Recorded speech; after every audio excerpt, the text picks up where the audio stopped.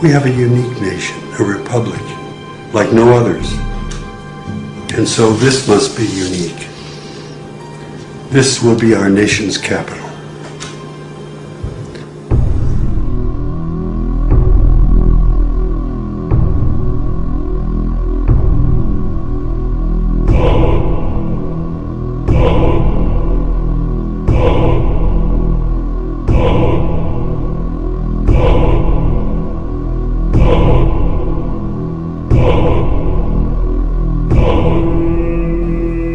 Clearly, a lot of the designers and architects of Washington, D.C.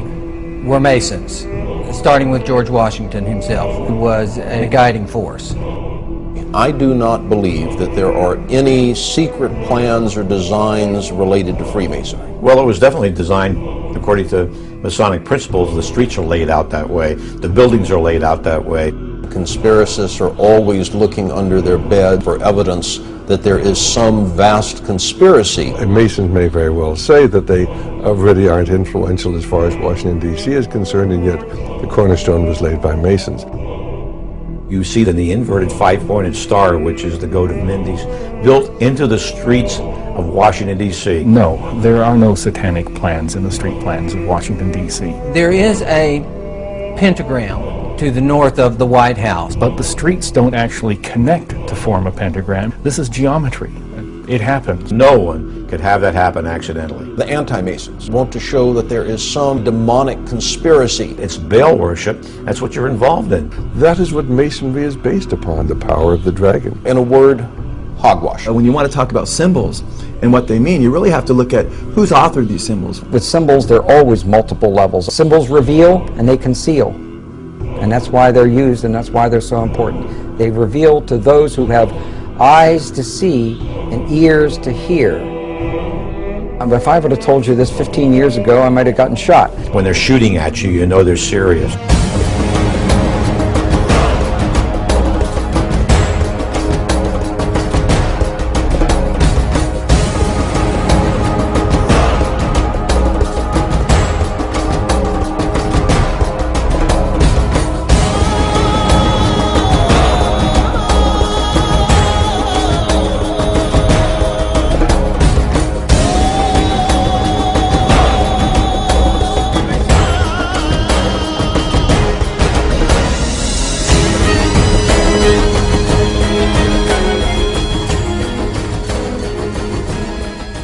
No, I can't. I'm sorry. The president's house needs to turn 180 degrees. It's just 180 yeah, degrees? Absolutely. There's absolutely no way we can compromise. Throw the entire thing out. Happily. This area I here, beg your this pardon. is not going to work. This is not going to You're work. absolutely, You're absolutely right. You have had Good enough. fight. Thank you.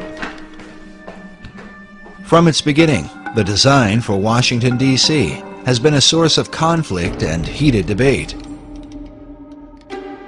George Washington, Thomas Jefferson, a temperamental French architect, a famous African American, and a mysterious surveyor would set in motion a project that would span the next 150 years, with no end of controversy in sight. But beyond debates at an internal level, the very layout of the city is continually under suspicion. Arcane symbols and mythological designs, both inside and outside government buildings, have caused many to wonder if the city somehow represents a hidden agenda.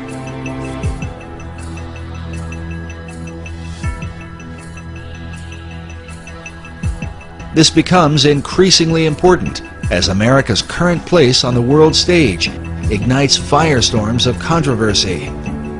As the United States is the most powerful nation on earth, many have wondered, what is America up to? Could the purpose of operations currently carried out by the U.S. government somehow be reflected in the design of its capital city? At the center of controversy are secret societies. Many of America's leaders have belonged to them right from the nation's beginning. Our current president, George W. Bush, has admitted to his membership in the mysterious Skull and Bones Society. You were both in Skull and Bones, the secret society. It's so secret we can't talk about it. What does that mean for America? The conspiracy theorists are going to go I'm on. sure they are. I don't know. I haven't seen the web. Number 322? Skull and Bones has to be the most powerful, one of the darkest of all secret societies that exists on this planet. It is about greed and it is about power. The idea for Skull and Bones is said to have come out of Germany in the early part of the 19th century. The society was founded at Yale University by William Huntington Russell, along with Attorney General and Secretary of War Alphonso Taft, whose son, William Howard Taft, would go on to become America's 27th president. Some believe the Society's foundation demonstrates a clear link with what may be the oldest society of all, Freemasonry. The Society is shown here in 1993, reenacting the laying of the cornerstone for the United States Capitol on the 200th anniversary of the event. Know all of you who hear me, we proclaim ourselves free and lawful Masons, true to the laws of our country, professing to revere God and to confer benefits upon mankind. This is the ceremony in which Senator Strom Thurmond, himself a 33rd degree Mason, took part. Senator Thurmond, we would like you to join in this. Since the William Morgan incident in 1826, when Americans uncovered a secret cabal working inside the government, the presence of Masonry in places of power has always sparked debate. But their influence in American government is undeniable. This is the same Bible upon which Presidents Clinton, Bush, Carter, and George Washington were inaugurated president. Of America's 43 presidents, at least 15 are confirmed Masons, though some say the number is even greater. In addition to the Capitol, the Freemasons have laid the cornerstone for every major building in Washington, D.C. The cornerstones of the President's House, known to us as the White House, the Washington Monument, the Smithsonian, Independence Hall in Philadelphia, incidentally by past Grand Master Benjamin Franklin, and Constitution Hall stand out among many others as outstanding examples of cornerstones which have been laid Masonically. The cornerstone of the United States Capitol, however, stands out above all buildings erected in the free world as the seat of government for our people. This bronze plaque, located inside the U.S. Capitol, marks the spot where the original cornerstone was laid by George Washington, the first American president and a Freemason. George Washington is probably the most famous Mason in the world. The George Washington Masonic Memorial is entirely dedicated to the idea of Washington as a Freemason.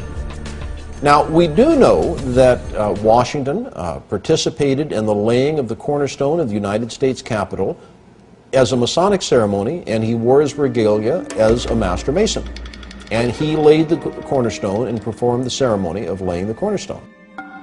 Washington's participation in the event was recorded by the newspaper of the time, the Columbian Mirror, which can still be obtained through the Library of Congress. Laying the cornerstones of buildings which serve mankind is one of the world's most ancient customs. The cornerstone laying ceremony predates Freemasonry, although its early symbolic purposes as a sacrifice to appease the gods or demons or whatever in prehistorical times. Of course, there's no application to why Freemasons do it. The corn, wine, and oil that we use for this are also ancient symbols. Corn is the symbol of plenty, wine the symbol of refreshment, and oil the symbol of joy and gladness. While Masonry maintains these symbols as a representation of blessing, there are some who believe they hold a more hidden meaning. With symbols, there are always multiple levels, up to 7 different levels of interpretation with every particular symbol. Corn is an important symbol in Masonry and is one found repeatedly in Washington, D.C. But what sort of hidden meaning could apply to corn?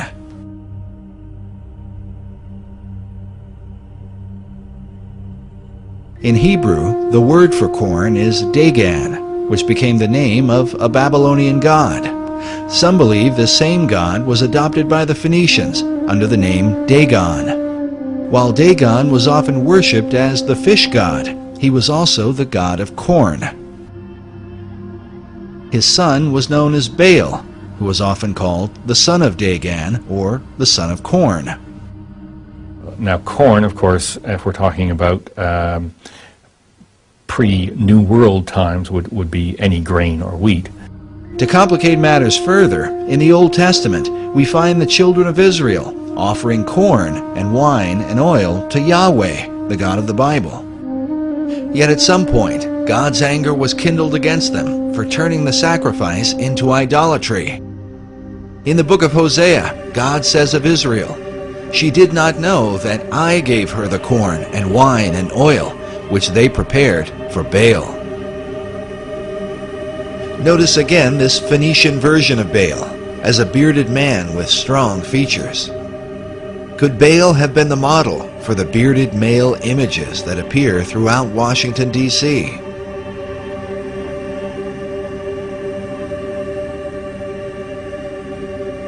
Take note of this image, with ears of corn carved into the hair.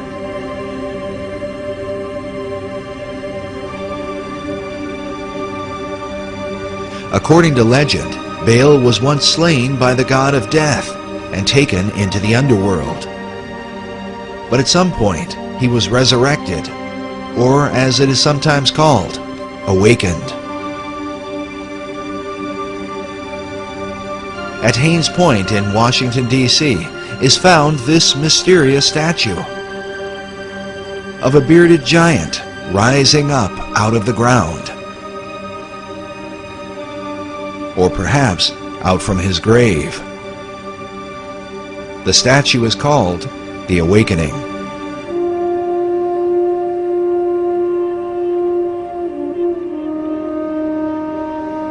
According to the Masonic Encyclopedia, another symbol for resurrection is the Egyptian obelisk, which is the shape of the Washington Monument.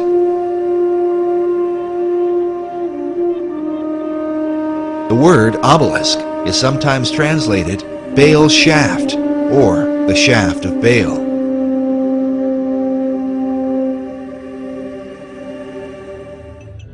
As a result, critics of Masonry argue that Baal, not Yahweh, is the real God to whom Masons perform their ceremony.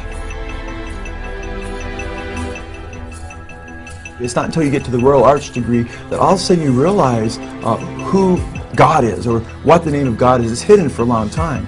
In fact, you're told that there's this hidden word you're supposed to search for. It's not until you finally get to that degree that you realize that His name is revealed. It's believed that at the higher levels, the Masons secretly worship Baal under a hidden and unusual name. As you go higher up in the Masonry, you learn the secret name of God, which is a secret and the lost word that the Masons in the Blue Lodge seek. They already know it. It's Jobulun. It's a combination of Jehovah, Baal, and Osiris. It's a deity that is not the God of Abraham, Isaac, and Jacob. But nowhere in that Scottish Rite degree, and I have to stress that this is an additional degree, this is not a part of regular craft Freemasonry, nowhere in that additional degree is there ever any suggestion that Jubulon is the name of a god. What it is a amalgam of 3 different words, which in ancient languages was the word for God. Coyle's Encyclopedia of Freemasonry, he admits on page 516 that Jebulon is basically a composite of 3 different names of different gods. Je, meaning Jehovah, or the Syriac name of God, as he says. And then Baal, or he says Bel, B-E-L, or Baal, he spells it B-A-A-L, how the Bible spells Baal, or Baal, it's pronounced in Hebrew, which is the Canaanite god. And then he gives on for the Egyptian god, referencing, many Masons reference Osiris. And it's interesting because when you look at what he's said there, he's admitting that the Masonic name for God includes Baal or Baal. It's not intended to represent a god. Its only use in the ritual is as a password to gain entry to the lodge. It's a demonic god. It's Baal worship. That's what you're involved in. It is the word for God in 3 ancient languages, 3 ancient civilizations. And that's all it is. The Mason is actually worshiping Baal, Jebulon, Je-Baal-on, and Osiris, and just using the name of Jehovah, which is also wrong because God warns not to use his name in vain. Freemasonry is often attacked and accused of being a religion simply because it promotes a belief in God. But nowhere in the teachings of Freemasonry does it promote any specific attributes of God. See, belief in God is faith. Belief about God is religion. From a biblical Christian standpoint, and as a Christian, I have to really take issue with this because there are many scriptures from Genesis to Revelation that condemn idolatry and worshiping other gods. In Freemasonry, to make it easy for men of all faiths to meet together, we use the expression great architect of the universe. Now that's not a name, that's a description. Much the same as grand geometrician is a description of an attribute of God. Grand geometrician or great architect refers to his attribute as the great creator. But men of all faiths can accept that description of their God. God warns about an admixture or a synergism or synchronistic view of mixing different gods with his name, and that's something he's very clear about that we're not to do. In fact, it's interesting, Baal or Baal is depicted in the New Testament by the Jews as well as Jesus. He's called the ruler of demons. It's another name for Satan. Most scholars agree that Baal became synonymous with the devil. Yet Masonry insists its view of God is without definition. For the Mason, the corn, wine, and oil ceremony might as easily be dedicated to Baal as to any other god. Nevertheless, the conflict between Masonry and its critics goes on. Freemasonry is rationalist and humanist. It is not superstitious, and it is not involved in the occult. A lot of Masons don't have a clue as to the fact that the Masonic God is basically Satan. I think that's supremely arrogant of anyone who's not a Mason to believe they know more about Freemasonry than a Mason does. May corn, wine, and oil, and all the necessaries of life abound among the people of the world. And may this building be continued and preserved to the latest ages. What do these things really signify? Could it be an occult ceremony representing some sort of demonic conspiracy, as some suggest? Or is it merely a harmless practice to honor an ancient tradition? To investigate these things, we first review the beliefs of the secret societies that came to America. It is clear that the arcane symbolism in Washington, D.C. begins with them.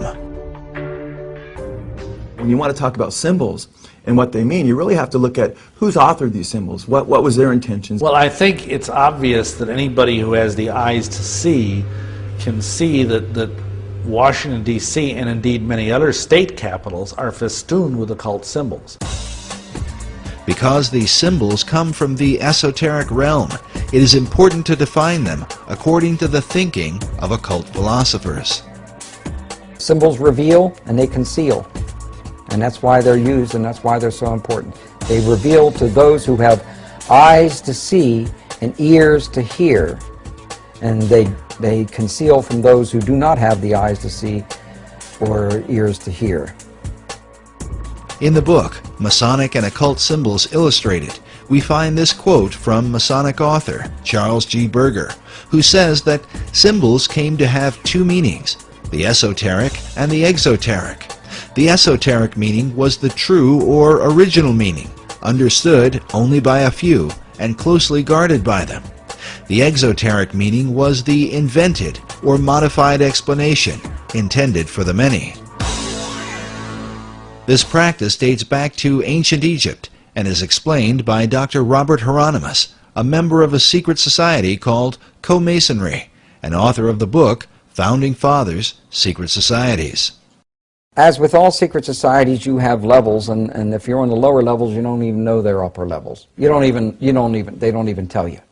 You bump into it by accident, or someone comes along. Now, in Scottish Rite, that's something different, because they know that there's a... But before then, and basically secret societies, such as, let's go to ancient Egypt.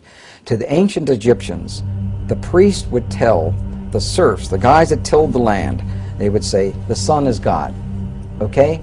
And so they accepted that very low-level interpretation, all physical. That's not what the priest believed. What the priest believed, there was a second level. The priest believed that, nope, the physical sun is not the supreme being. It's the spirit which flows through the physical sun that is the supreme deity.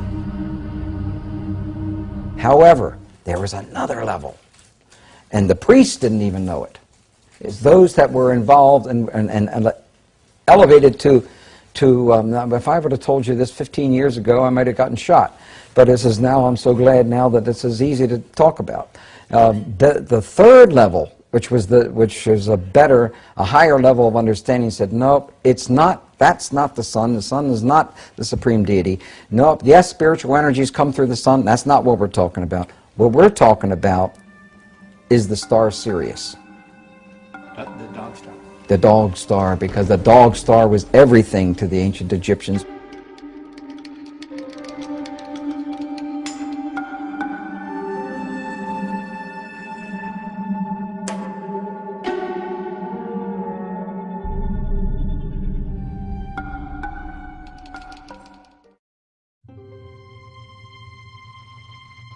Sirius is said to have been the most important star in the ancient world. It was considered the brightest star in the heavens, many times brighter than the sun. The Great Pyramid was built to synchronize with Sirius, so that the light of this star would shine into the Queen's chamber, supposedly to cast a beam upon an initiate during a ritual. Sirius is considered to be the dog star. It's considered to be the most evil star in the Egyptian pantheon. And the reason for this is because in ancient Egypt they depended on the Nile. And during the time when Sirius is in its ascendancy, which is in late July and early August, was the time of drought. It was a time when the Nile was at its most weak in terms of being able to be used for crops. And so the Egyptians thought this as a time of blasted blight, drought, and evil. It seems strange then that Sirius should be related to the founding of America. According to Masonic author David Oveson, the Declaration of Independence was signed when the sun was in alignment with Sirius in July of 1776. It is, however, appropriate that Sirius should be related to the most Egyptian-styled icon in America's capital city, the Washington Monument. Oveson writes that in 1848, when the cornerstone of the Washington Monument was laid, the sun would have passed over Sirius. He goes on to say that in the course of the ceremonial, the star Sirius would have been seen on the eastern horizon. It would have been rising over the Capitol building to the east of the monument. The monument itself was originally designed by Freemason architect Robert Mills. Mills was trained by two fellow Masons, James Hoban, who designed the White House, and Benjamin Latrobe, who designed the U.S. Capitol. Mills' original design seemed to combine the whole pantheon of pagan mysteries, an Egyptian-style obelisk surrounded by a Roman colonnade with Greco-Roman looking statues all around it. According to the original plan, the monument should have been built directly south of the White House. But as with every plan, things change. When they went to build it, and when they calculated what the weight of the monument was going to be, they determined that that precise spot that the foundations and the bedrock at that precise location would not safely support the weight of the monument. As a result, the monument was shifted slightly to the east.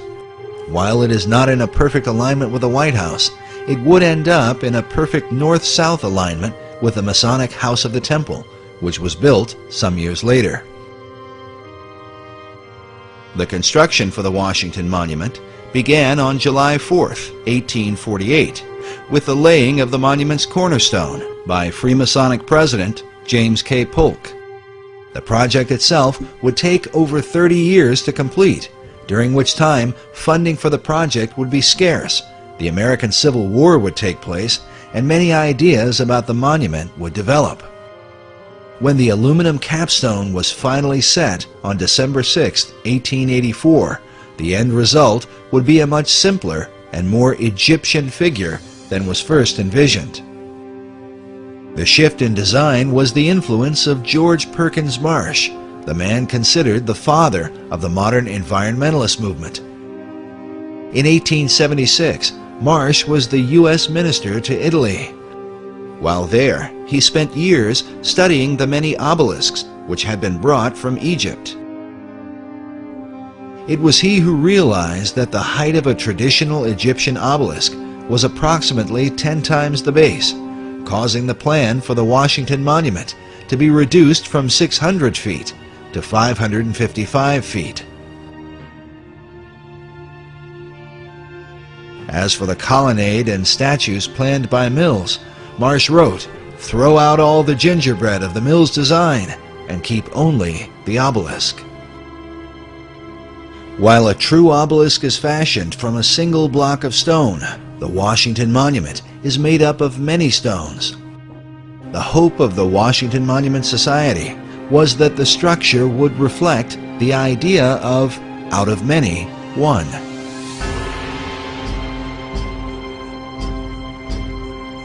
Meanwhile, the pyramidion at the top is made up of 13 levels, just like that of the pyramid on the Great Seal of the dollar bill.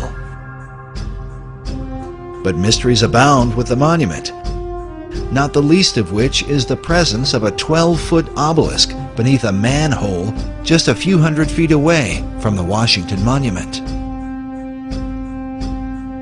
It appears to be a miniature replica of the monument itself, but as to why it is there, no one seems to know. Yet like the pyramid on the US dollar, this obelisk is missing a capstone. Meanwhile, Masonic author David Oveson is convinced that the Freemasons who signed the Declaration of Independence on July 4th and who laid the cornerstone for the Washington Monument on that same date would have been familiar with the rising of the Egyptian dog star Sirius, as it is an important symbol in Freemasonry. Interesting thing about all of Freemasonry is that symbolism is ultimately very important. They don't put a lodge in the east because it's a nice place and it looks good. They put it in the east. The masters have put it in the east because it's the rising sun. It's the rising sun. You're catching the energies of the light. As Dr. Hieronymus revealed earlier, the real light shining in the east for the Egyptians was not merely the sun, but the light of the dog star, Sirius, which some believe holds a more sinister implication. This dog star also has relations to the idea of modern-day ceremonial magic and modern-day masonry. This was especially true for 20th century occultist and Freemason Aleister Crowley, who openly practiced ceremonial magic and was a member of a secret order called the Order of the Silver Star. The Silver Star was a reference to Sirius. Masons teach that at the center of every Masonic lodge there's a five-pointed star right underneath the altar upon which the candidate is obligated. But the thing is, what they don't tell you is that five-pointed star represents Sirius, which is regarded as a satanic symbol. There is perhaps no symbol that evokes occult suspicion like the figure of the pentagram, which from ancient times was associated with the dog star Sirius. Masonic philosopher Albert Pike wrote that Sirius still glitters in our lodges as the blazing star.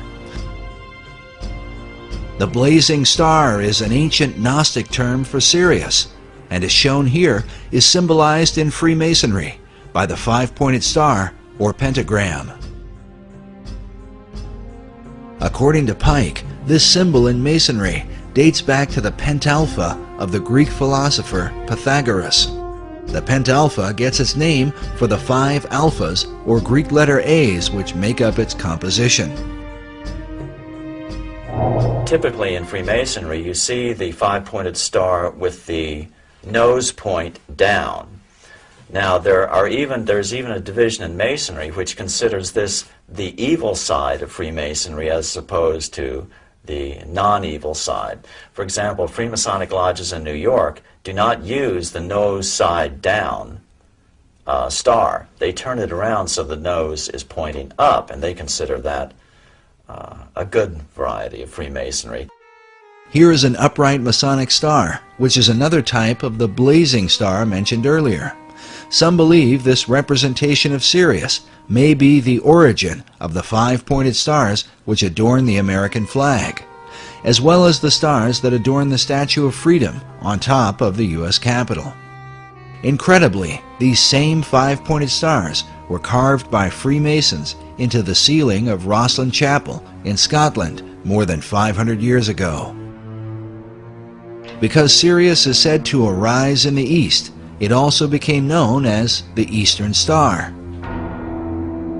To the Egyptians, Sirius was identified with the dog god Anubis, which is where the name Dog Star comes from.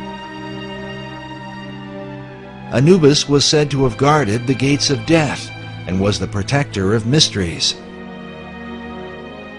Meanwhile, the Romans recognized Sirius as Janitor Letheus, or the Keeper of Hell.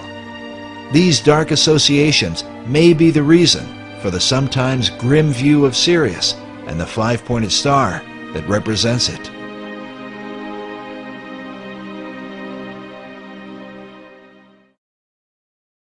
But Sirius was also associated with the Egyptian goddess Isis, and here, as we connect the dots, a more complete picture begins to emerge. For the Egyptians, the rising of Sirius in the east preceded the annual flooding of the Nile River, which for them was a magical event. It was also the time that the goddess Isis would appear and give birth to Horus, the divine child of the Egyptian Trinity. The all-seeing eye is also called the Eye of Horus, and in Freemasonry, Horus symbolizes the Masonic concept of a Christ. This is further represented by the hieroglyph used to denote Sirius. Notice the 3 symbols, an obelisk, a star, and a half circle. According to Egyptologists, the half circle is used to denote what is called the benben, or the capstone used atop the pyramids. Throughout all history, it has been said that the capstone to the Great Pyramid of Egypt has been missing, which is why the all-seeing eye of Horus floats in its place above the pyramid on the back of the dollar bill. According to occult philosophers, the light which illuminates the eye comes not from the sun, but from the dog star Sirius, as is demonstrated by this illustration of the blazing star of Masonry, centered by an all-seeing eye. As Robert Balville writes, in many esoteric traditions, the return of the capstone of the Great Pyramid will signal the return of the Great Initiate, which, according to many prophecies, signifies the return of the Christ.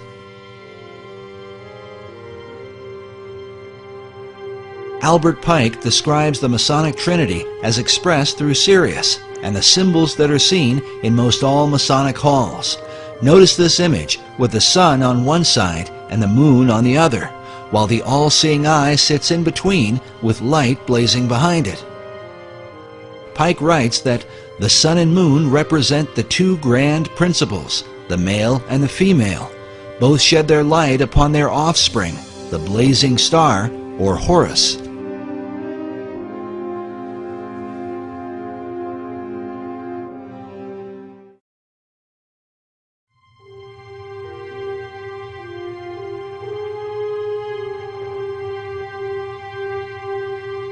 These philosophies have been known and practiced by secret societies for many centuries.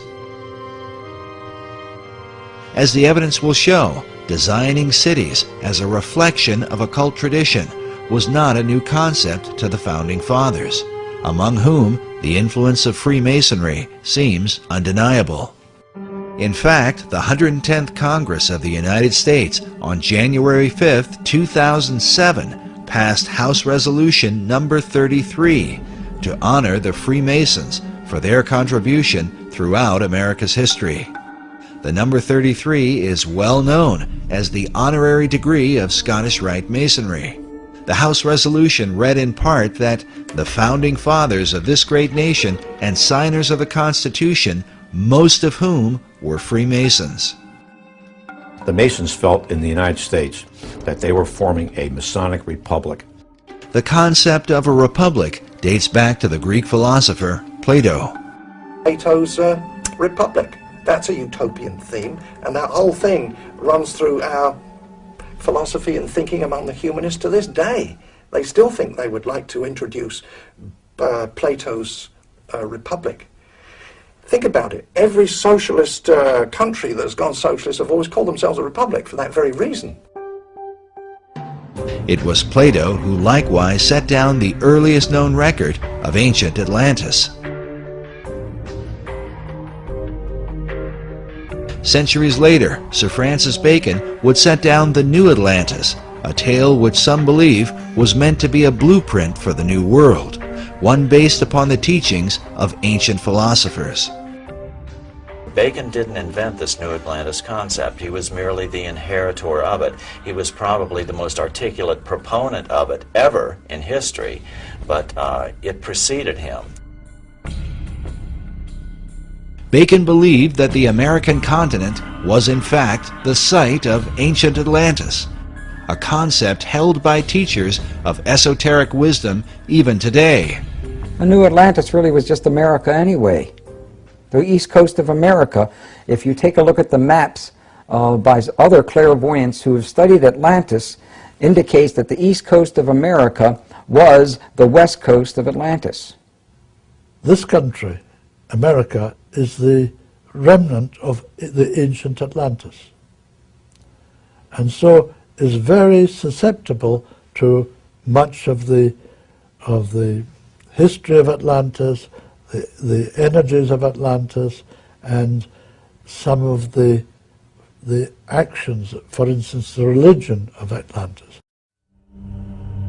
According to esoterics, the religion of Atlantis was in fact the mystery school teachings that were embraced by the ancient philosophers.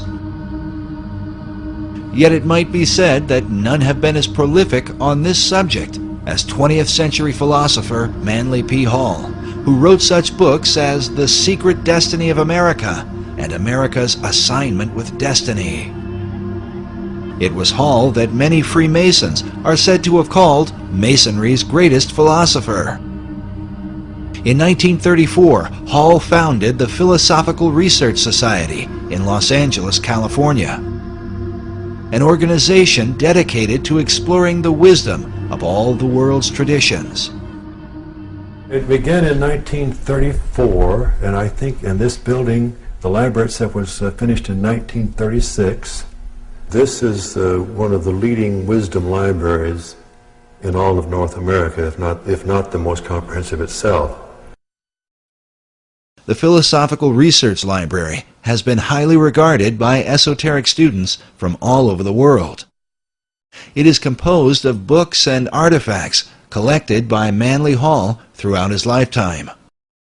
Among those who revered the library was President Franklin D. Roosevelt, a Freemason and student of esoteric tradition.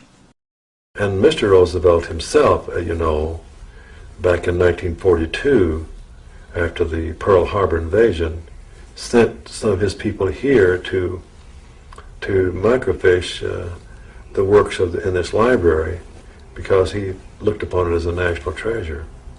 He wanted to preserve it.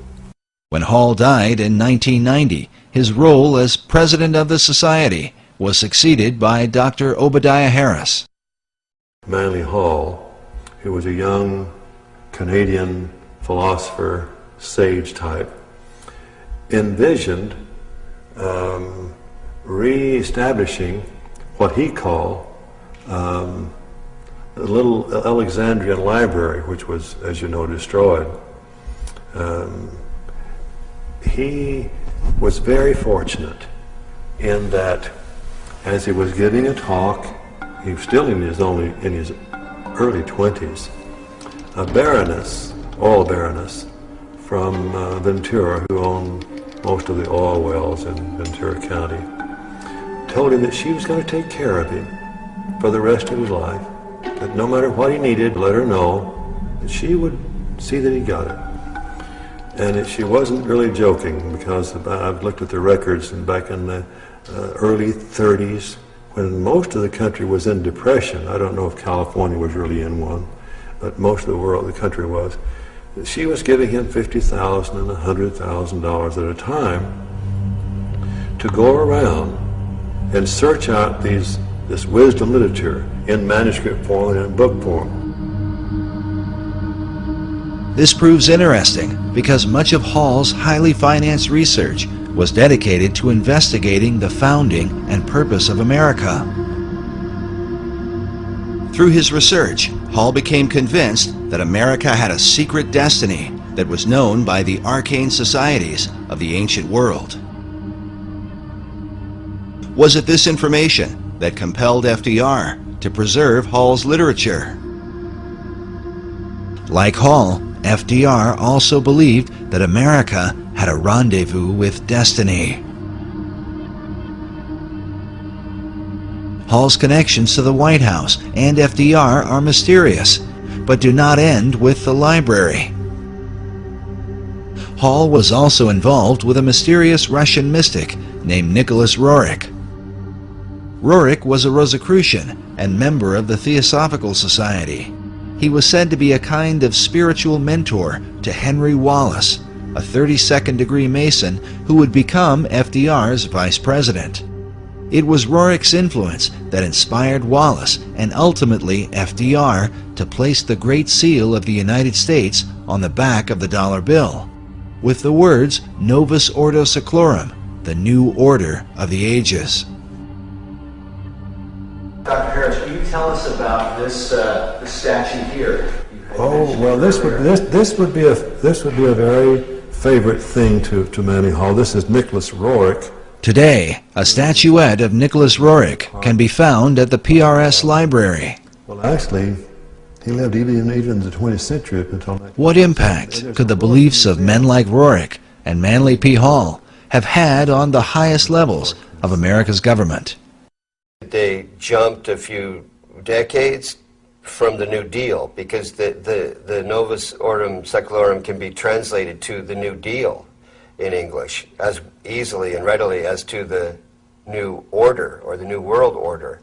I truly believe FDR believed he was creating a New World Order out of the Depression, and that he had with him and had, encircled himself by people who would facilitate that dream. These visions of New World Order or New World, the world of democracy, that's a part of the very soul that gave birth to this country. As the United States was born, the design for its capital city would begin under the leadership of President George Washington, who was himself a master mason. 150 years later, the fulfillment of its major construction, with such buildings as the Jefferson Memorial, the National Archives, and the Pentagon, would be completed under the leadership of another Masonic president, Franklin Delano Roosevelt. But was the city erected to represent the country's concept of liberty, or to reflect an ancient belief in America's destiny? According to Hall, Freemasonry plays a pivotal role in bringing forth this ancient plan. Manly P. Hall was a Freemason, wasn't he? Right, he was a 33rd degree Mason. He was really important as far as trying to figure out what the goals of Freemasonry are in this age. He gives you hints, just incredibly important hints at what they're all about at the root level, what it is they're really striving for, what is their core inner doctrine, which they really don't like much revealing to the rest of the world. According to Hall, one of the chief secrets of Masonry, handed down through the centuries, was the concept of democracy, which was said to be a threat to the kings and monarchs of the ancient world, who ruled by divine right. Yes, it had to be secret because the idea of democracy was worse than heresy. It was treason. Nevertheless, these societies were determined to bring forth their great plan, no matter what the cost. In his book, The Secret Destiny of America, Manly P. Hall wrote that world democracy was the secret dream of the great classical philosophers, saying that the brilliant plan of the ancients has survived to our time, and it will continue to function until the great work is accomplished. Many researchers believe this great work is the secret behind the wars and rumors of war America has been involved in through the 20th century, right up to the present day. Could this plan of the ancients to establish a world democracy be the real hidden agenda of secret societies? And was this ancient plan echoed in the 2005 inaugural address given by President Bush? When our founders declared a new order of the ages, they were acting on an ancient hope that is meant to be fulfilled.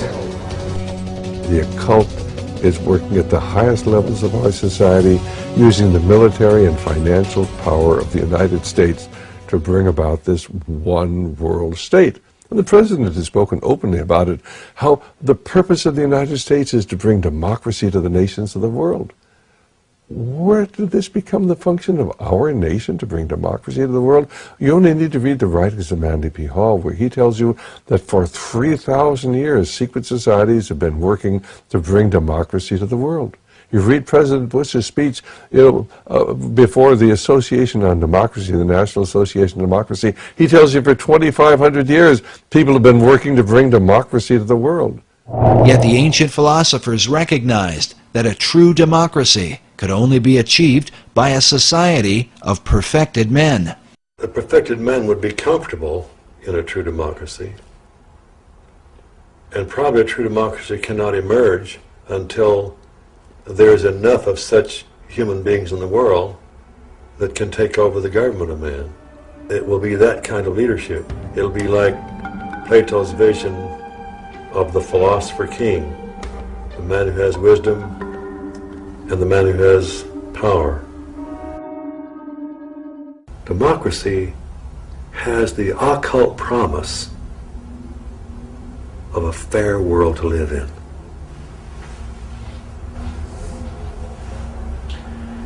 Now, you mentioned the occult promise. How would you define a term like that for an audience who's...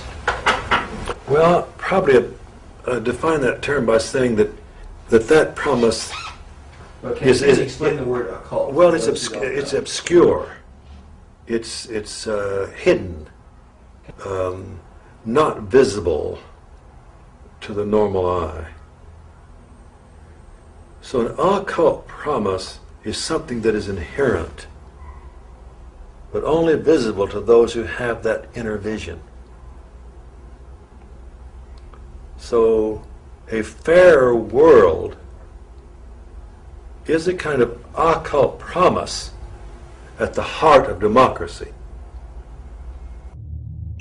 But is this occult promise part of America's Christian heritage?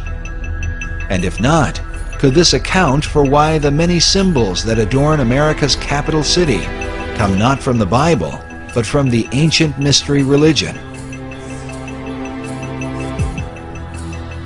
And if America were really, truly a Christian nation, what would all of these mythological characters be in our city? Certainly the Christian influence was very strong. From the Christian point of view, we were formed as a Christian nation. But from the occultist point of view, and those associated with astrology and the ancient mystery religions, America was, of course, and Washington, D.C. was to represent their position. So you've had the two forces, in America ever since its formation. While it seems that most of America's leaders have upheld Christian ideals, their reason for doing so is often questioned. If they were Christians, why would they erect monuments to pagan gods and goddesses? And if they were pagans, why confess to Christian ideals? Manly Hall suggests the reason may have been one of self-preservation. He argues that because of the persecutions of organized religion in the Old World, the secret societies employed even greater methods of secrecy to protect their occult philosophies, making themselves sound as though their beliefs had to do with Christianity, which was the dominant belief in Europe, and eventually America. He says the pagan intellectuals reclothed their original ideas in a garment of Christian phraseology, but bestowed the keys of the symbolism only upon those duly initiated and bound to secrecy. It is for this reason that all secret societies have an initiation process whereby members are bound by blood oaths not to reveal the secrets of the order. A chief factor that contributes to confusion about the beliefs of America's founders is the presence of Rosicrucianism. The Rosicrucians are a mystical, arcane society that played a major role in the development of Freemasonry. The rose and cross, which symbolize the society, are also the source of its confusion. The rose is the symbol of secrecy and represents the pagan mystery religions, while the cross symbolizes Christianity. Rosicrucianism is when the two are combined. Because of this, one can begin to understand how a man like Charles Thomson could be famous for his English translation of the Old and New Testaments, and at the same time approve the design of the Great Seal for the United States with the all-seeing eye of Horus floating over an Egyptian pyramid. Thomson was closely associated with a man named Peter Miller, a well-known 18th century Rosicrucian and the leader of the Ephrata community in Ephrata, Pennsylvania. The Ephrata cloister is believed to have been the first esoteric settlement in the New World, with connections to some of the founding fathers, such as Benjamin Franklin and George Washington. The early Ephrata movement clearly held mystical beliefs, even driving stakes into doorways to ward off evil spirits. We now know for a certain that they were Rosicrucians. It was Washington was close to these individuals, as well as Franklin and Washington and Jefferson. Benjamin Franklin even enlisted the aid of Peter Miller to translate the Declaration of Independence into a number of European languages and to inform the world of America's independence. The printing for these translations was done at the Ephrata cloister. Peter Miller would have been further connected to many of the founding fathers through the American Philosophical Society, founded originally by Benjamin Franklin in 1743.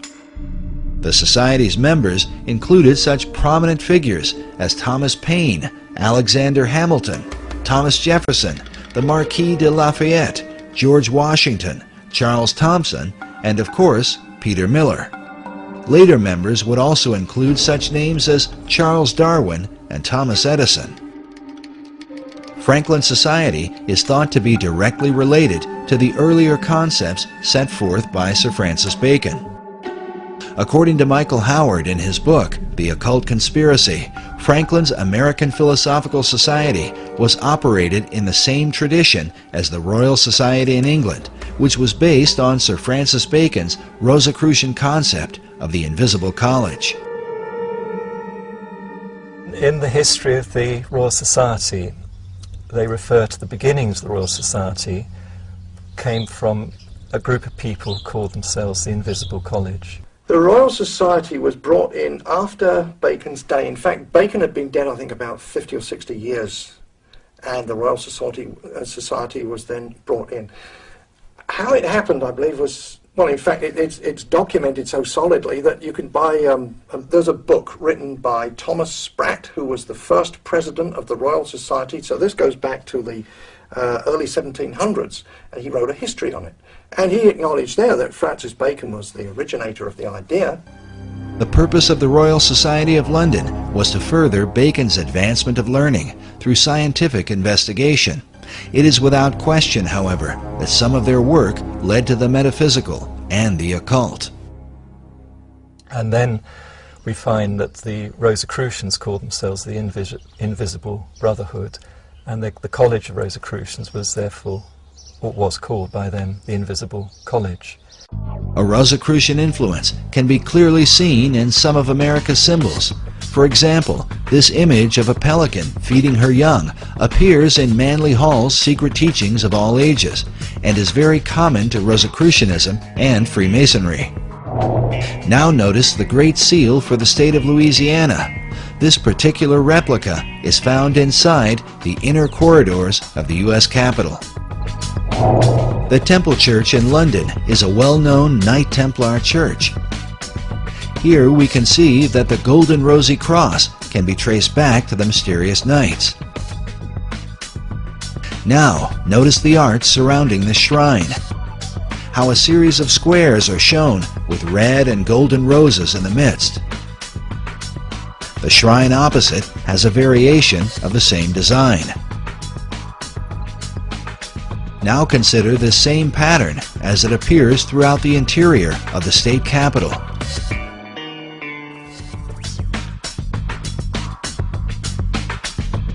Inside the old Supreme Court room,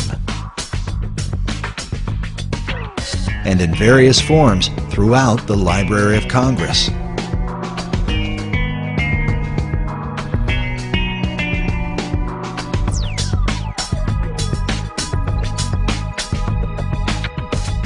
Sir Francis Bacon became the chief of the Rosicrucians in England.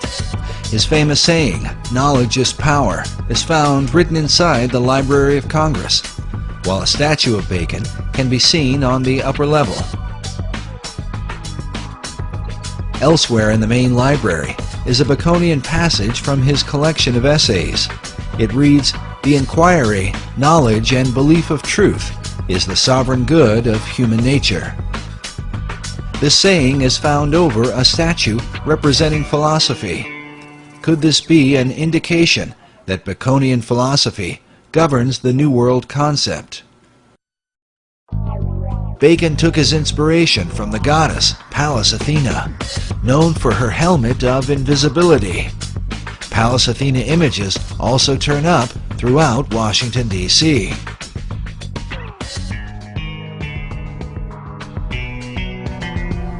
The Virginia State Seal bears the image of Athena, with her foot upon a fallen king, whose crown is cast aside.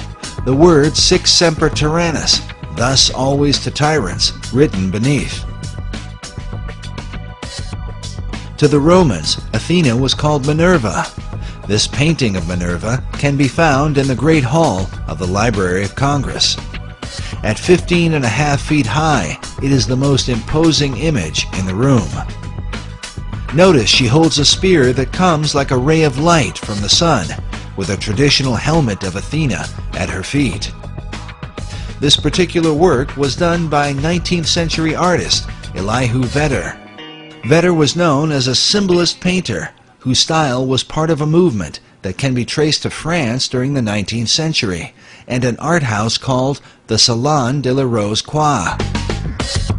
Yes, they were a group of Rosicrucian artists known for promoting symbolic and often bizarre imagery. Some of which, like the image of this satyr, seems to be repeated inside the Library of Congress.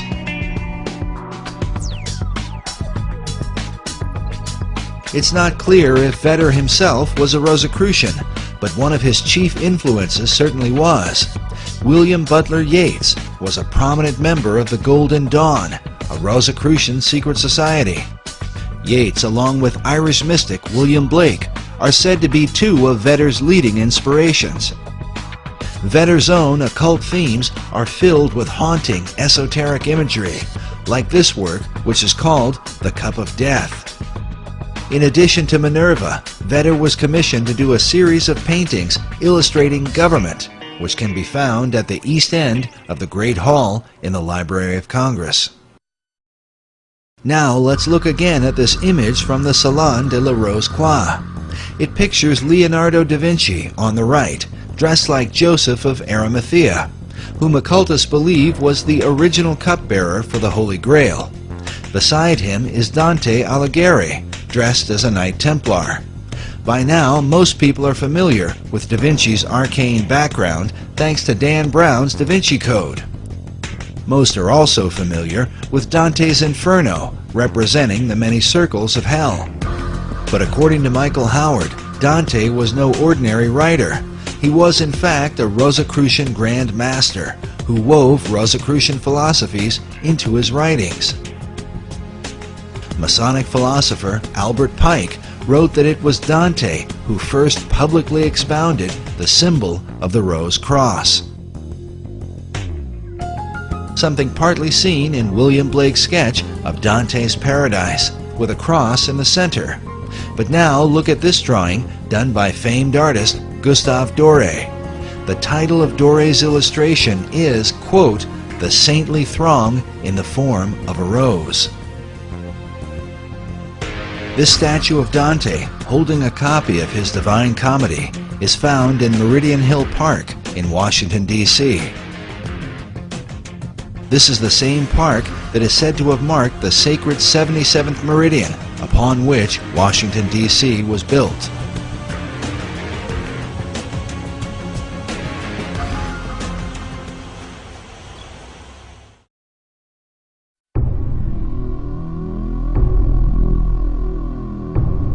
But one final Rosicrucian emblem in the Library of Congress is worth noting.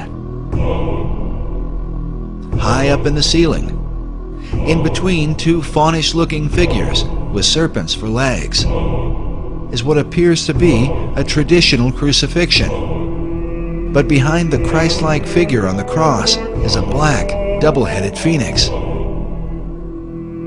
The words in Latin that encircle the image come from Psalm 17:8, a psalm that is often employed in Rosicrucian writings. It reads, "Under the shadow of thy wings, protect us." The question is, whose wings are providing the protection?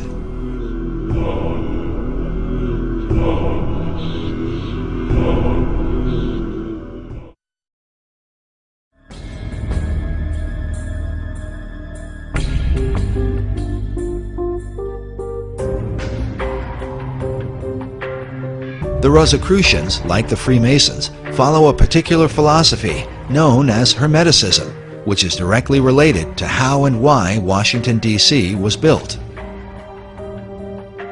The origin of this philosophy dates back to the deepest recesses of the ancient world, and to what has been one of the most dominant subjects in archaeological and metaphysical research through the 19th and 20th centuries, the lost empire of Atlantis. In Plato's dialogue, the entire authority of the Atlantis tale is based on the reputation of Solon, the Greek poet and lawgiver.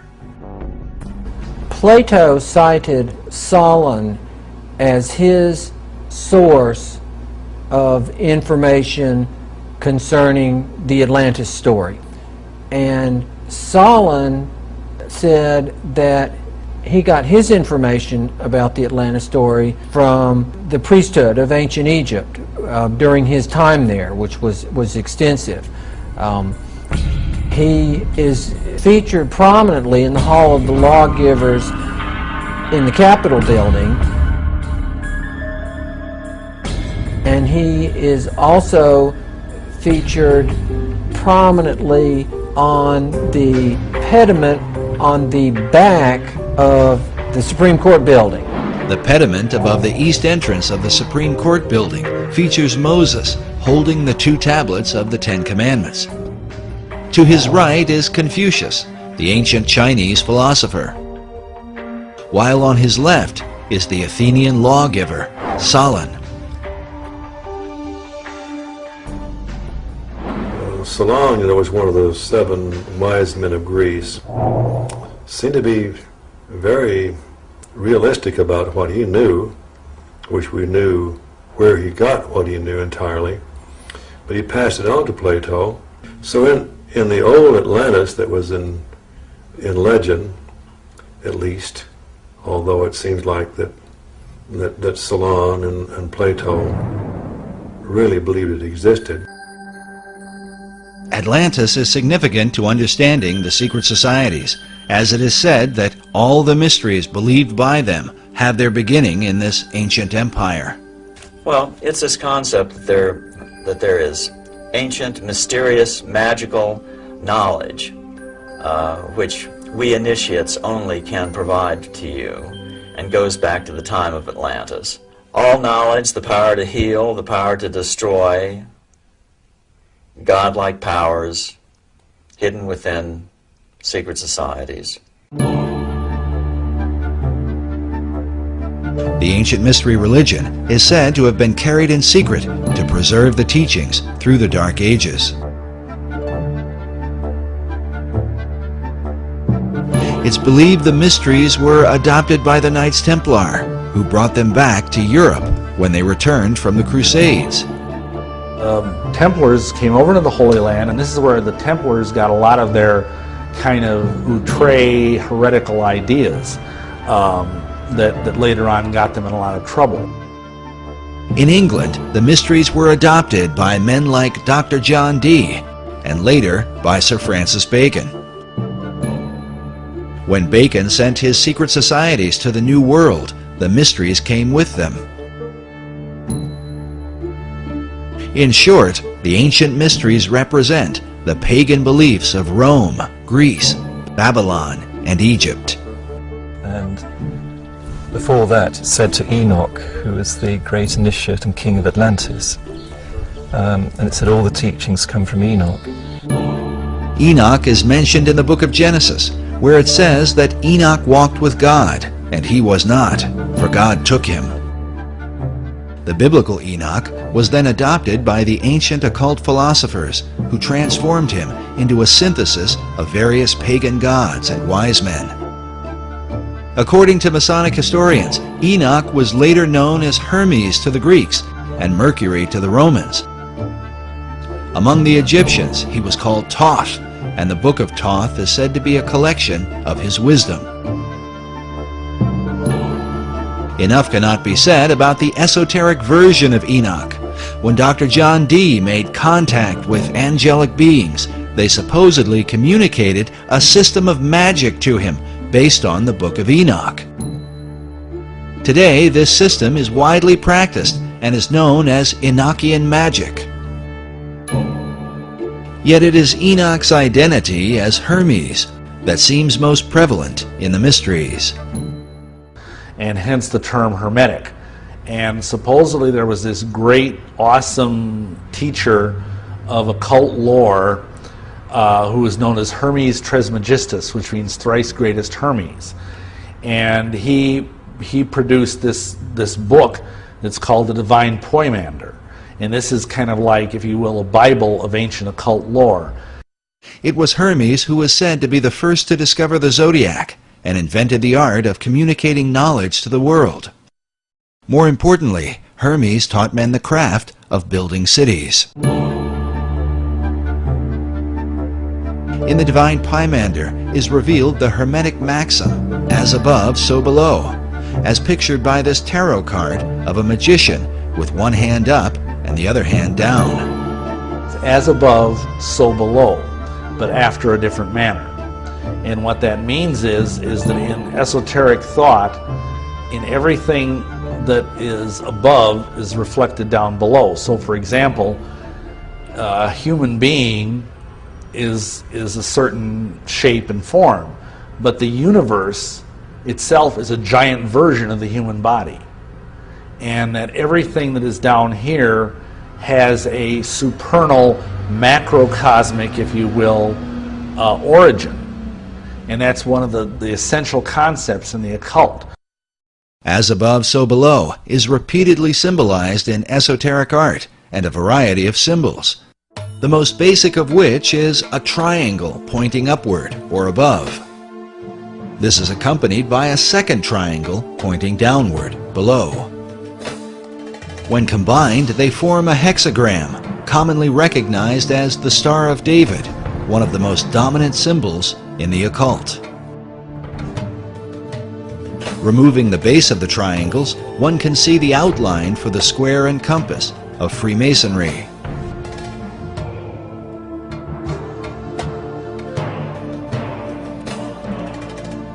This next image shows what Manly Hall called the God of Reflections. He is called the Ancient One, perched over a pool of water that reflects his image. Notice also how the placement of his arms and the crown upon his head form two triangles like a Star of David, while on his chest is a Maltese cross positioned upward and then reflected again down below. Esoterics believe this same principle of reflection can be found in nature, with bodies of water providing a mirror as a picture of the Hermetic maxim. With this in mind, consider the placement of the reflecting pools in our nation's capital. Before the Washington Monument, the U.S. Capitol, the Lincoln Memorial, and the Supreme Court.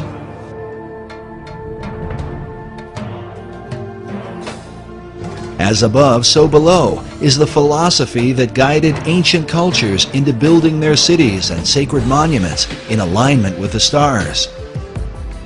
While mystical sites like Stonehenge, the pyramids, and Easter Island are all examples of this practice, modern researchers believe that with them is the design for Washington, D.C.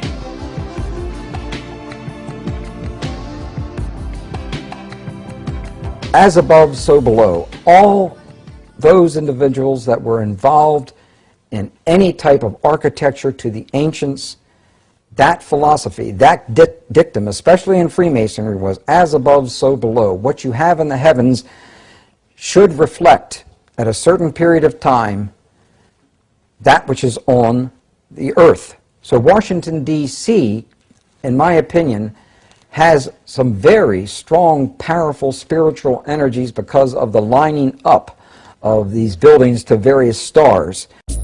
These spiritual energies are referred to by Masonic author David Oveson.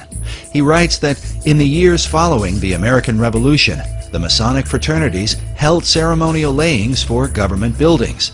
Such buildings were aligned with the stars and with the spiritual beings who ruled the stars. The debates over the design for Washington, D.C. usually begin with the designers themselves. Were these the sort of men to employ esoteric philosophy into the building of America's capital city?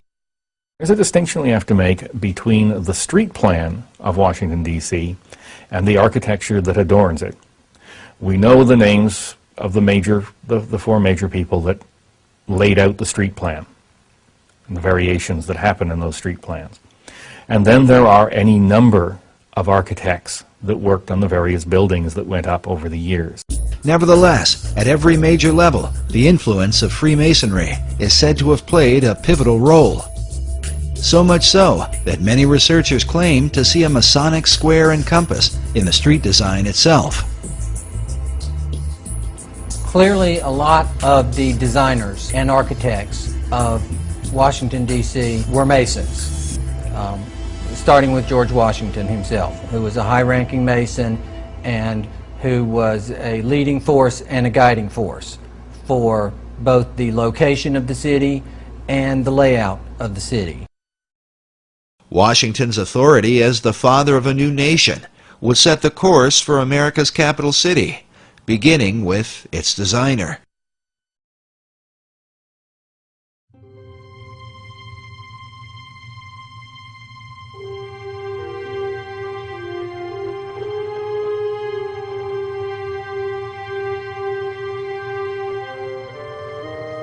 George Washington was still president during the time that the plan for the city was conceived.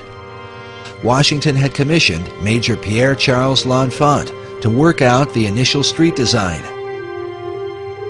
L'Enfant had come from France with the Marquis de Lafayette and served with Washington during the Revolutionary War as one of his officers. He was known as a temperamental Frenchman, sometimes difficult, if not impossible, to work with. He, as I understand it, felt very strongly about the plan that he developed for the street layout of the city. So much so that when minor changes were suggested, he became irate. Oh, absolutely not. No changes. No changes. But nonetheless, if you look at his original plan, which is of course available, you can see maps, his map, and it is very similar to the current layout of the city. L'Enfant insisted his original design be followed to the letter, something that would later lead to his dismissal from the project. Yet even so, one Masonic author writes that the early architects responsible for individual buildings did attempt with considerable success to honor L'Enfant's master plan. He goes on to call it an arcane schema to be established with the aid of interested Masons.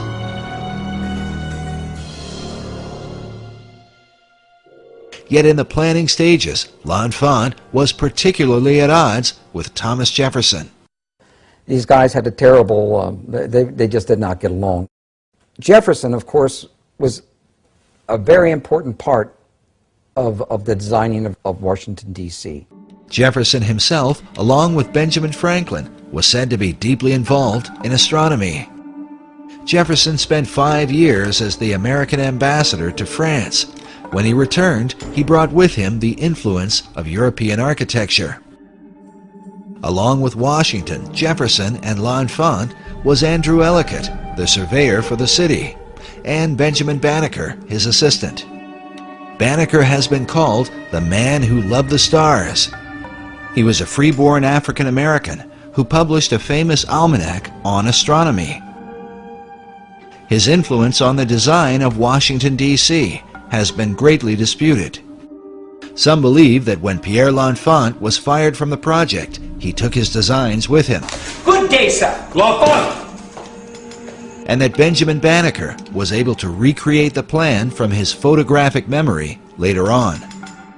Others argue that copies of L'Enfant's design were still available, and that the unfinished elements were then added by the surveyor, Andrew Ellicott, a little-known figure who some believe was a Freemason. While mysteries abound about the specifics, one thing all of the designers and surveyors seemed to have in common was an interest in the esoteric elements that would compose Washington, D.C. Ultimately, when the final design was presented, George Washington chose to call it the L'Enfant Plan. Perhaps the most influential researcher into the L'Enfant Plan and the mysterious arcane elements of Washington, D.C. has been David Oveson, who wrote the book, The Secret Architecture of Our Nation's Capital. In his book, Oveson argues that the real mystery of Washington, D.C. is to be found in Federal Triangle. What Oveson felt was that Federal Triangle was basically reflected from the stars. Oveson's research, more than any other, confirms the idea that Washington, D.C. was built according to Hermetic principles, as above, so below. It was laid out to reflect what was going on in the stars, where you had a right-angled triangle surrounding the constellation of Virgo. The right-angled triangle surrounding Virgo is partly reflected in the layout of Federal Triangle and symbolizes the Pythagorean theorem. The theorem simply states that the base of a right triangle squared and the perpendicular side of a right triangle squared are equal to the third side, known as the hypotenuse. This theorem is said to be of unique and mysterious importance in Freemasonry. It's interesting that in the third degree of Masonry, the Master Mason candidate is given several lectures. And one of the lectures he is told to meditate upon the 47th problem of Euclid, which is also the 47th theorem of Pythagoras. And it's also known as the Pythagorean theorem, which is that the sum of the square of the hypotenuse is equal to the sum of the square of the other two sides in a right triangle. And of course everybody goes, huh?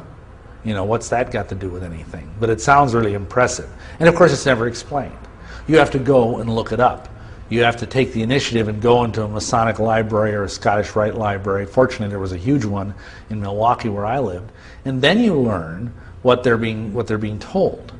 What they're being told is that, again, symbols have different levels of meaning.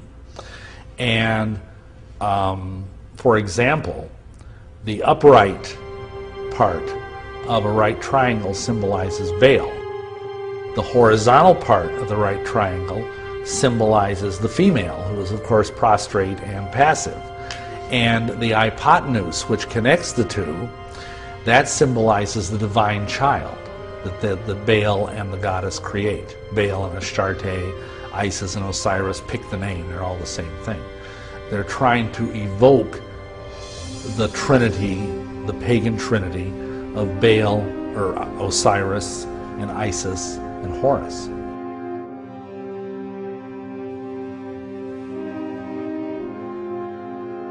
The squared elements of this Pythagorean trinity resemble the letter Y.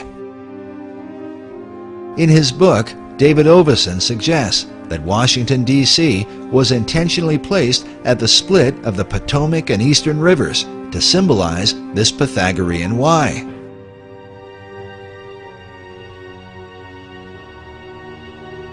It was George Washington who outlined the 10-square-mile parameter for the city, according to the cardinal directions.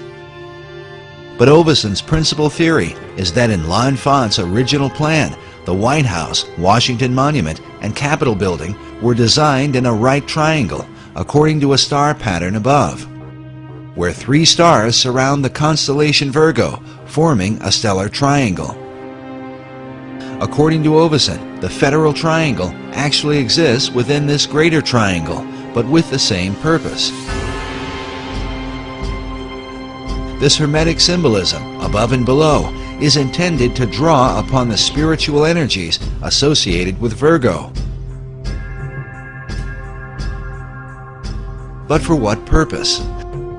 Could it be that as Isis brings forth Horus, so the energies of the Virgin are intended to bring forth the divine child? Oveson refers to Pennsylvania Avenue as the spiritual center of Washington, D.C., partly because it forms a direct line between the Capitol Building and the White House, but also because Pennsylvania Avenue is the hypotenuse of the Federal Triangle and symbolizes the divine offspring of the pagan Trinity.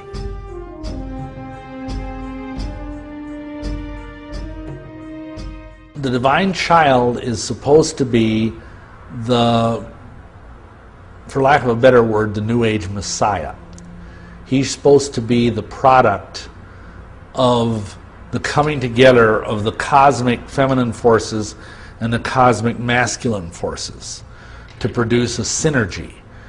This synergy of the masculine and feminine is said to be a key understanding of all occult doctrine. These are the positive and negative, like the black and white imagery of yin and yang.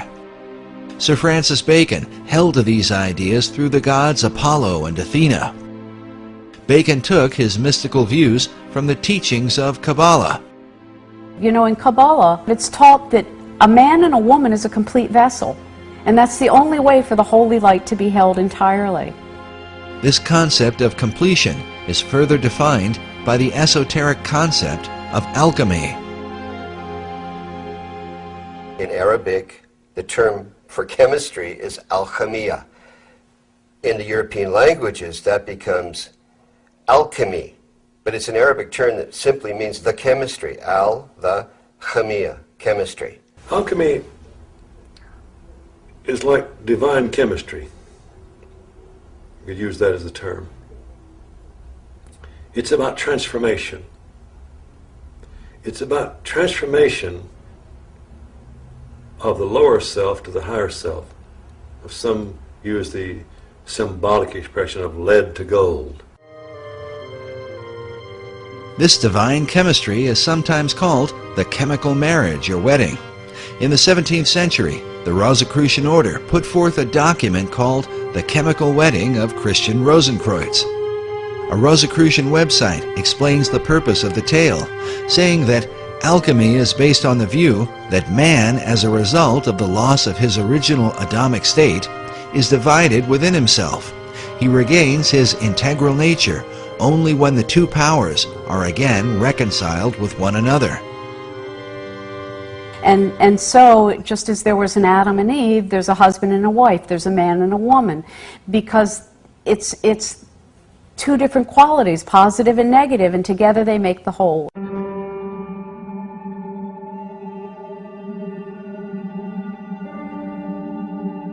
Throughout Washington, D.C., the alchemic and Pythagorean principle of the male and female seems to be repeated again and again.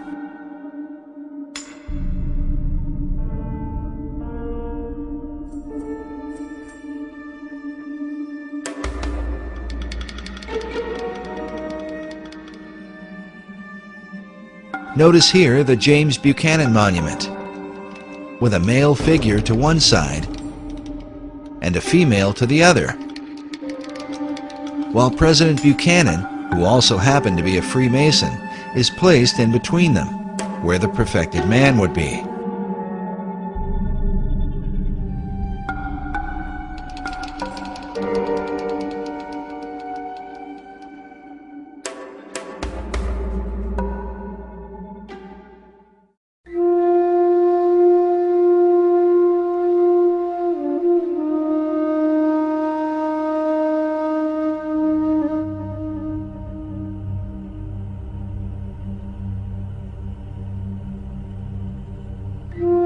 But perhaps the clearest single representation of this Pythagorean alchemical formula is the Boy Scout Memorial found on 15th Street between E Street and Constitution Avenue.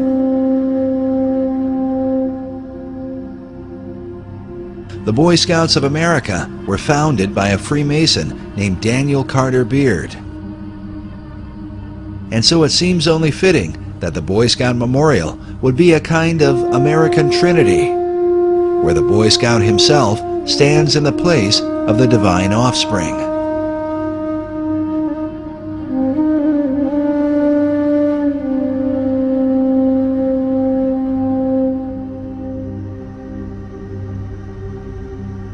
Yet esoterics argue that this divine offspring cannot come forth without help from above. Primary sources indicate, as Jefferson and other of those who were involved with architecture, that you lined up the heavens with whatever you were creating, have it built at a certain time, and that would pull the spiritual energies and powers into that location. The idea of receiving help from heavenly powers was the ancient practice of alchemists, Rosicrucians, and those in pursuit of secret knowledge. But on Pennsylvania Avenue, the General Gordon Meade statue seems to clearly capture this idea. Meade was the Union general who defeated Robert E. Lee at the famous Battle of Gettysburg, sometimes called the bloodiest and most decisive battle of the Civil War. One that ultimately decided that the American states would remain united. Notice the general standing in the forward position with the golden standard of victory above his head, while behind him are a series of mythical god and goddess-looking figures, as if they might be powers and principalities from the heavenlies. In total, the statue seems to represent the idea that Meade was empowered by heavenly forces to accomplish what he did. But exactly what forces are these? And what power do they represent? A Freemasonic website features General Meade's walking stick, with an image of the general carved upon it, the name and dates of the Gettysburg Battle, along with a skull and crossbones, while just above it is a Masonic square and compass. Consider also the golden standard that floats like a halo above the general's head, reminiscent of countless images of Christ through the Middle Ages. The theme of a Christ-like figure, empowered by heavenly beings, has many levels in Washington, D.C., and seems to be the perfect companion to the Virgin symbolism which appears throughout the city, not the least of which is the goddess Freedom that sits atop the U.S. Capitol. A replica of Freedom is found inside the Capitol itself. The Virgin is said to symbolize purity and perfection, and hence becomes the alchemical companion to the perfected man, who also brings forth the divine child. In front of the Supreme Court building are found a male figure to one side and a female to the other. But centered in the tympanum above is not a man, but a woman, said to be the goddess Liberty enthroned. But exactly what liberty does she represent? David Oveson's book is subtitled The Masons and the Building of Washington, D.C. Could all of this arcane symbolism have been the intentional working of Freemasons? David Oveson seems to think so. The author declined to be interviewed on camera, but did grant us a phone interview, where he told us he felt his lengthy book was merely scratching the surface. We also learned from the Masonic headquarters in Washington, D.C., that since the book's publication, David Oveson has become a Freemason. But while many Masons are proud to say that America's Capitol is full of Masonic symbolism, not all of them agree. From my studies of the design of Washington, D.C. and its history, I do not believe that there are any secret plans or designs related to Freemasonry. Dr. S. Brent Morris is an honorary 33rd degree Mason and the managing editor for the Scottish Rite Journal, Masonry's premier publication. His office is located inside the Masonic House of the Temple in Washington, D.C. Norman Vincent Peale, Harry Truman, Bob Dole, Gene Autry, John Philip Sousa, John Glenn. We know that he wore this medal. We're not sure that he wore it at the cornerstone. There is the apron that he wore. That apron is still in existence. So there he is laying the cornerstone. Now, while Dr. Morris is proud of Masonry's long heritage of prominent members, he disagrees with Oveson's notions of Masonic symbolism in stellar alignments and signs of the zodiac. Freemasonry uses the zodiac in only the most superficial way. They use it as an emblem to refer to the heavens. You can go to the National Academy of Sciences and you can see star maps representing the heavens. You can see in their mosaic floor, you can see designs of the gods and goddesses. And certainly if anyone in Washington is not influenced by astrology, it would be the National Academy of Sciences. Freemasonry uses the zodiac as a symbol for the sky, as a symbol for the heavens. We talk about the 7 liberal arts and sciences: grammar, rhetoric, logic, arithmetic, geometry, music, and astronomy. And the zodiac is often used to represent the science of astronomy. But there is no special Masonic importance assigned to the zodiac. No Masonic importance at all assigned to astrology. I don't put much stock in Oveson's theories. Dr. Morris is a prominent Masonic apologist. He's appeared several times on the History Channel and has written a number of books, including The Complete Idiot's Guide to Freemasonry. I wrote my book, The Complete Idiot's Guide to Freemasonry, because there is a growing interest in the Masonic fraternity. A great deal of this is caused by Dan Brown's recent book, The Da Vinci Code, and the anticipation that his next book is going to be about Freemasonry. Because of this growing public interest, I thought it was important to put a book, simple to read, that was factual and that addressed many of the accusations, the claims, the rumors about Freemasonry.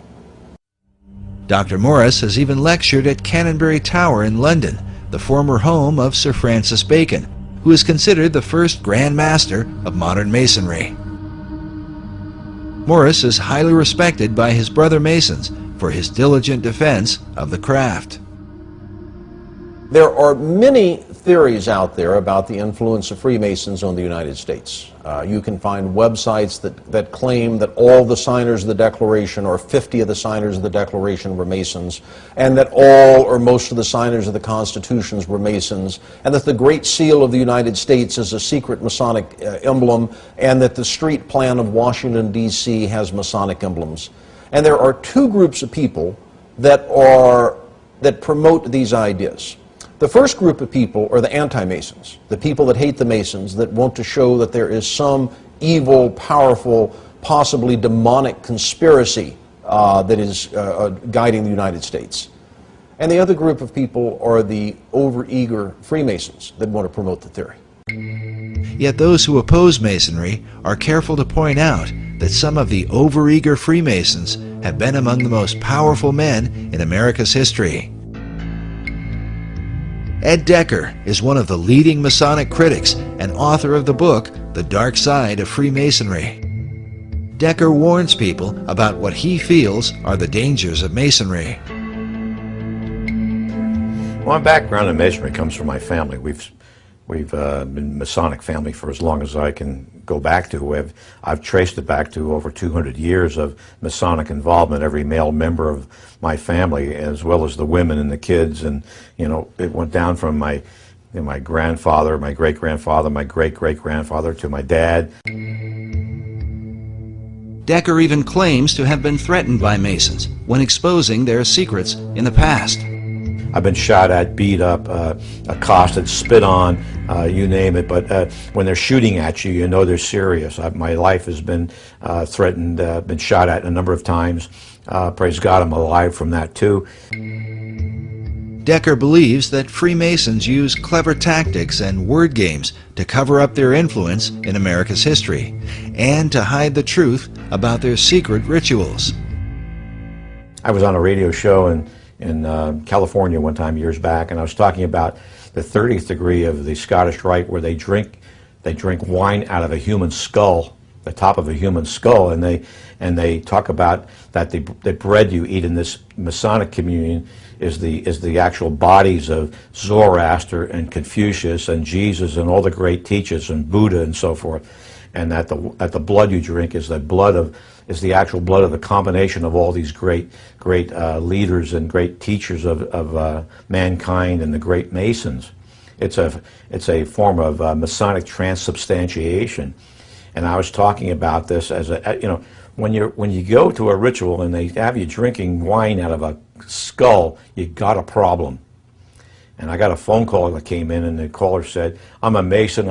I've been a Mason for 60 years, and you're a liar. We don't drink it out of a human skull." And I said, "You're a liar. You do drink it out of a human skull. Don't tell me so. I know. I've been there, seen it." And he said, "Well, we drink it out of a plastic skull, not out of a real skull." I said, "Oh man, it was a word game with him." The question has arisen for many: if some of the leading and most powerful men in America's history take part in such occult practices, what will the consequence ultimately be for America's destiny? A destiny planned by secret societies, said to be written, like so many riddles, in the stones of Washington, D.C.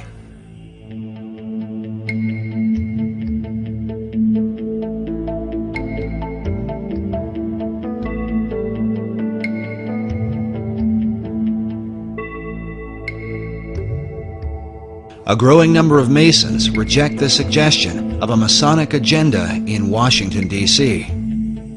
Among them is Trevor McEwen, the Grand Historian for the Masonic Lodge of British Columbia.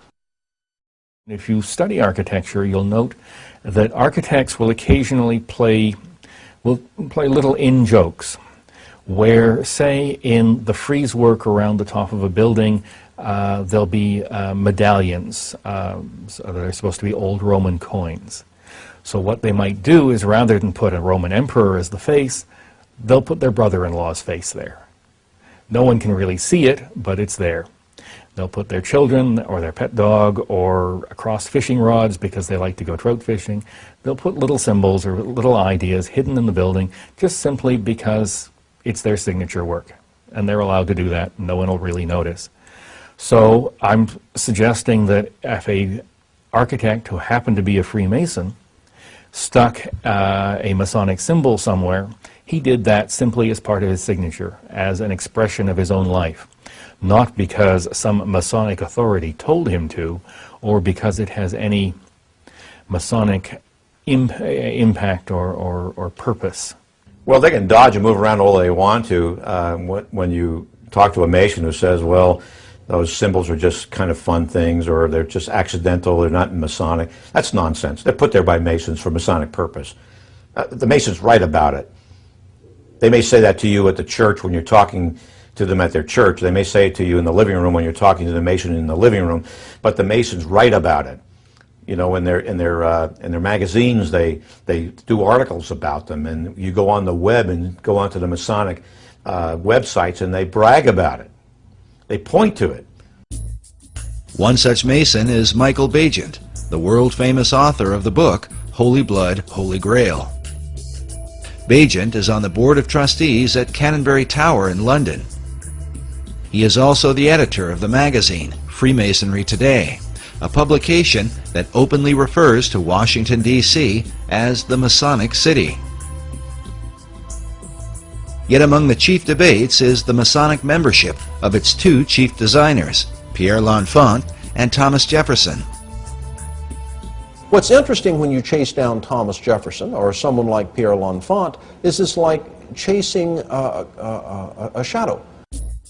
Many Masonic lodges and websites openly declare that Thomas Jefferson and Pierre L'Enfant were in fact Freemasons. Jefferson in particular is commonly placed in the lists of Masonic presidents, including this collection from the Harry S. Truman Presidential Library. Needless to say, Truman himself was a proud Mason. Some believe that modern Masonry denies the membership of Jefferson and L'Enfant to distance itself from the idea of a Masonic conspiracy in America's history. I mean, I can find you, it's on the internet, there were some Masonic editions of the Bible that list Masonic presidents, and Jefferson is listed. And so they say, aha, we know that Jefferson is a Mason, and you're trying to hide it because he was this awful deist, and you don't want to have an atheistic, non-Christian deist as one of your members. And the answer is no. The people that wrote the Bible, that wrote the supplementary pages for that edition of the Bible, made a mistake. The only way to prove anyone is a Freemason is to have their initiation records. His certainly are missing. Some have argued that Jefferson and L'Enfant might have been initiated into Masonry during their time in France. In Paris, the Lodge of the Nine Sisters was a famous French lodge, whose members included Benjamin Franklin, John Paul Jones, and the Marquis de Lafayette. Jefferson and L'Enfant would have certainly been in familiar company. It's possible for Pierre L'Enfant, as well as Thomas Jefferson, to have belonged to a French Masonic lodge or possibly another Masonic lodge on the continent of Europe. Jefferson was ambassador to France. L'Enfant was himself a Frenchman. Perhaps they belonged to a French lodge. Perhaps the records were lost during the French Revolution or at some other time. Perhaps they also were visited by space aliens and taken to Area 51 in New Mexico and then flown back to their homes. That's a possibility also. In stark contrast to Dr. Morris's view, Michael Bagent, in his Freemasonry Today, openly refers to Pierre L'Enfant and Thomas Jefferson as Freemasons. as do many Masonic lodges, even to this day. Similar opposing views also exist on the writings of men like David Oveson. Oveson is not writing an anti-Masonic book. Oveson, in the main, has good things to say about Masonry. He's talking about how the builders and the founders of this nation were Freemasons. So, of course, that's going to ring sympathetic bells with any other Freemason. Among those whose sympathetic bells seem to have been rung is Siegfried Kleinknecht, the former Sovereign Grand Commander of the ancient and accepted Scottish Rite, an office believed by many to be the most powerful Masonic office in the United States. Kleinknecht is pictured here next to President Ronald Reagan, when Reagan was made an honorary 33rd degree Mason. This becomes significant when one considers that Kleinknecht wrote the foreword to David Oveson's book. He begins with the words, "As above, so below," saying, "These words, attributed to Hermes Trismegistus, lie at the heart of the Western esoteric tradition." He later refers to the work as a fascinating and well-researched book. We asked Dr. Morris to comment. Brother Kleinknecht was the one who hired me to work at the Supreme Council as the managing editor of the Scottish Rite Journal. I've known him for over 20 years. I admire him as a Mason, as an administrator. I'm quite impressed at what he's accomplished. We don't happen to see eye to eye on that historical interpretation. But again, I think the important thing is he emphasizes in his introduction, or his foreword, that Oveson may have found an explanation. He doesn't say it is the explanation. Certainly it's an intriguing explanation, but I don't think that there is any historical basis to it.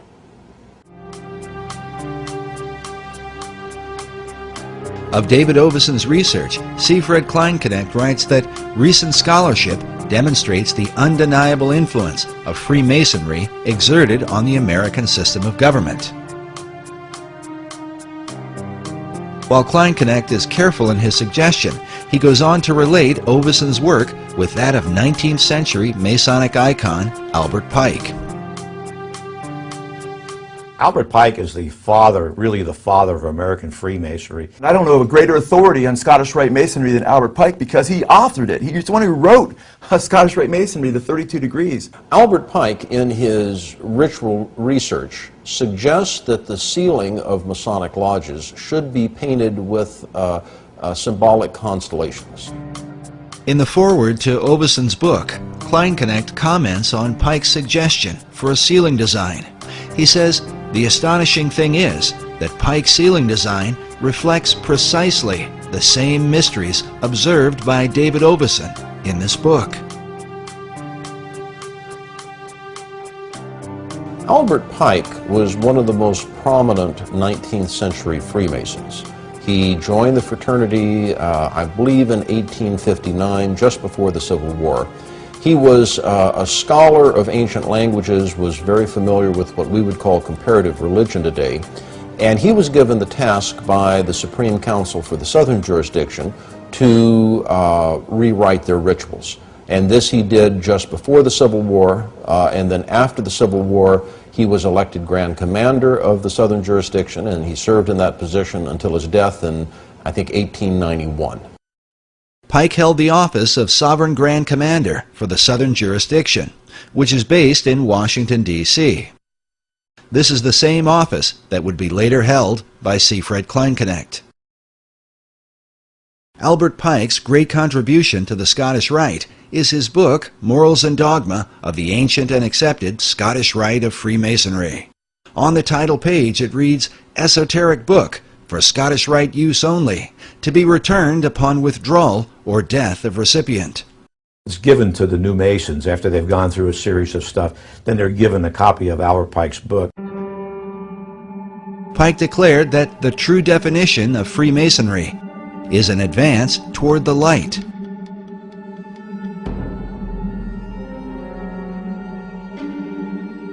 The question then becomes, what is the light of Masonry?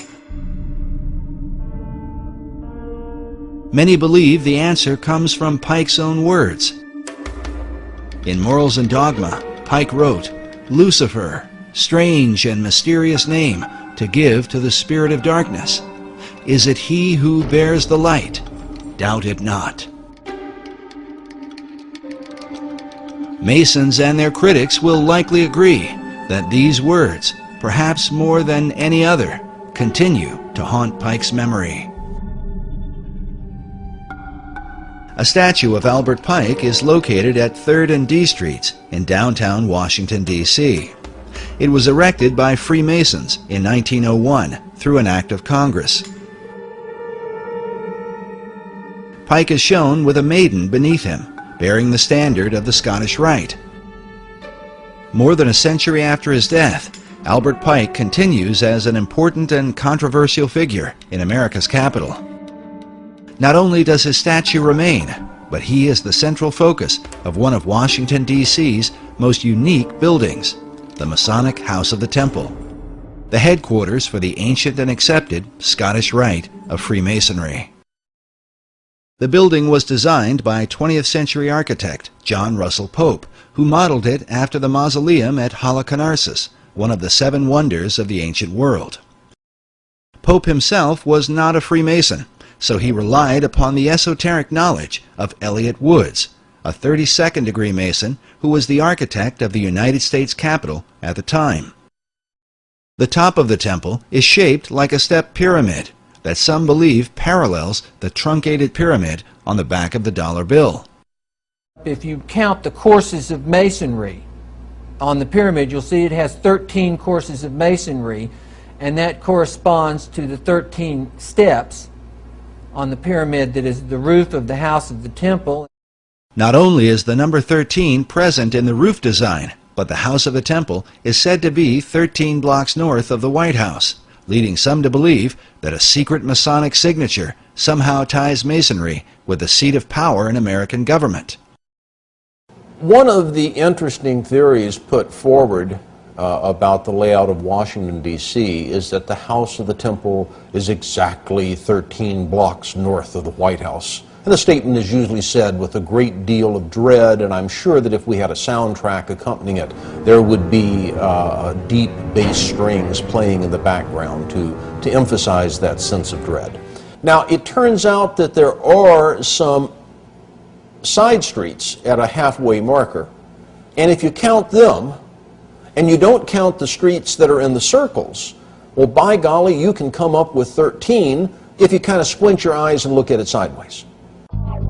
Using a simple map, 13 individual cross streets can be identified between the White House and the House of the Temple, located on the south side of S Street.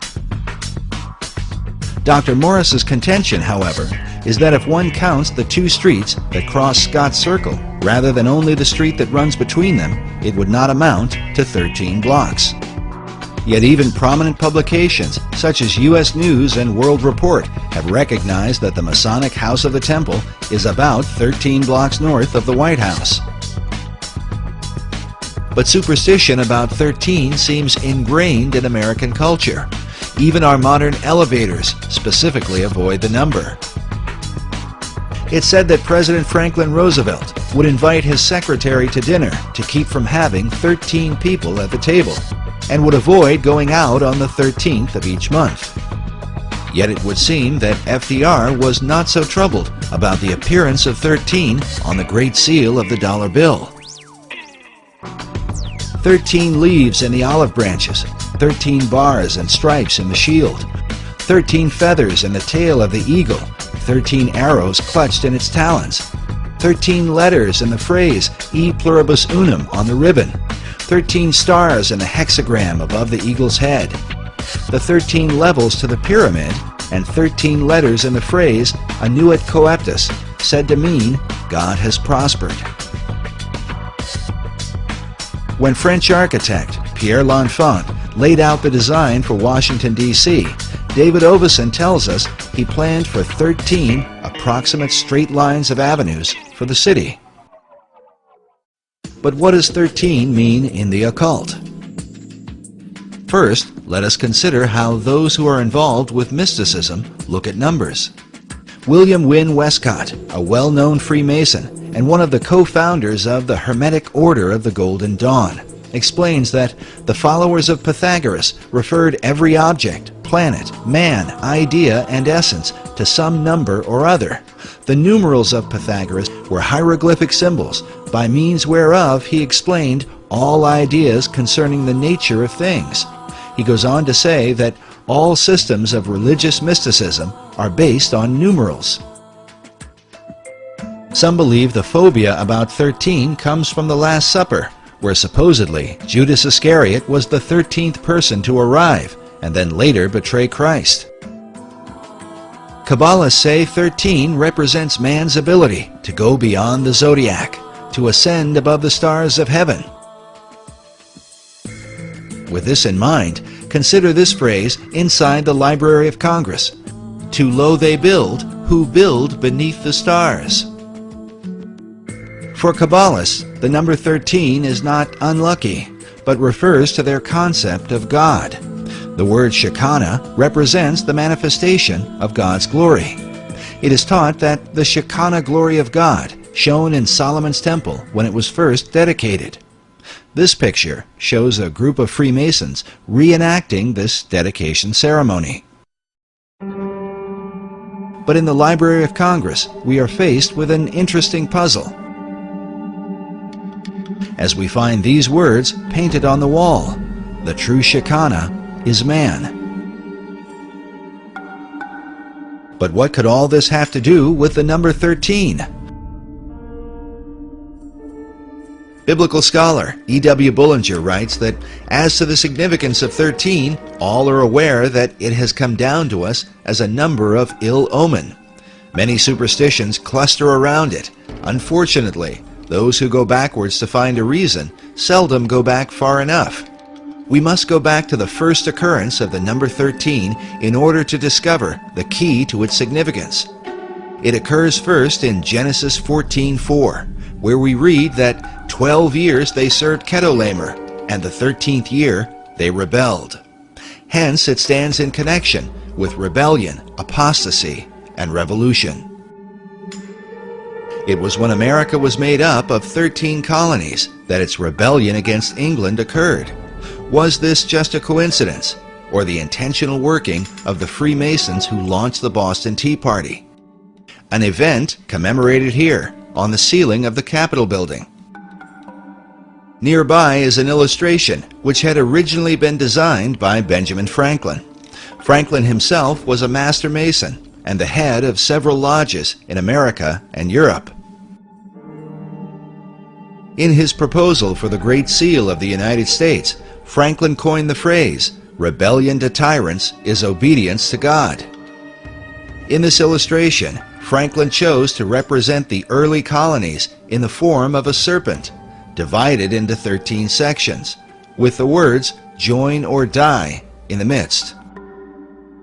The traditional belief is that all of that was based on the fact that there were originally 13 states in the Union, and that the number 13, that's the conventional view, is just simply because there were 13 states that the number 13 was emphasized. Another 13 is found, about 13 blocks south of the Masonic House of the Temple. The cornerstone of the White House was laid on October 13th, 1792. The architect for the White House was an Irishman named James Hoban, who took his design from Leinster House in Ireland. Since 1922, Leinster House has been headquarters for the Irish Parliament, but before that was known as the first Masonic Lodge in Ireland. In 1307, the Knights Templar were betrayed in Europe by the Pope and the King of France. By now, it is well known that they fled to Scotland for refuge, hiding themselves in Masonic lodges. Yet according to 18th century Masonic author Baron Karl von Hunt, certain Templar leaders made their way to Ireland before they reorganized and formed their well-known power base in Scotland. The Knights had a foothold in Ireland since about the 13th century through their banking operations, and would have likely gone underground to protect themselves once the persecutions began. What we do know is that centuries passed, and in time, Leinster House became the birthplace of Irish Freemasonry, with obvious connections to the Knights Templar. Leinster House was once called Kilwinning Lodge No. 75, or the High Knights Templar of Ireland. James Hoban, the architect for the White House, was himself an Irish Freemason. But the White House cornerstone bears a further Templar twist. The Charleston City Gazette reported that the date recorded by the Freemasons for laying the first stone read the 13th day of October, 1792, in the 17th year of the independence of the United States of America. It just so happens that October 13th, 1792, was the 485th anniversary of Black Friday, Friday the 13th, when the Knights Templar were overthrown in Europe. The numbers 4, 8, and 5 equal 17 for the 17th year of America's independence.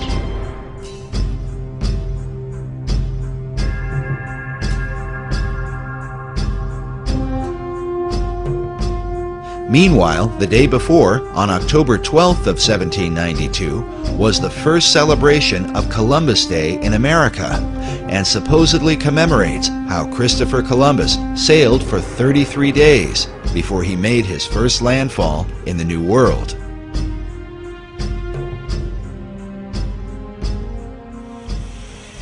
A statue honoring Christopher Columbus is found outside Union Station in Washington, D.C.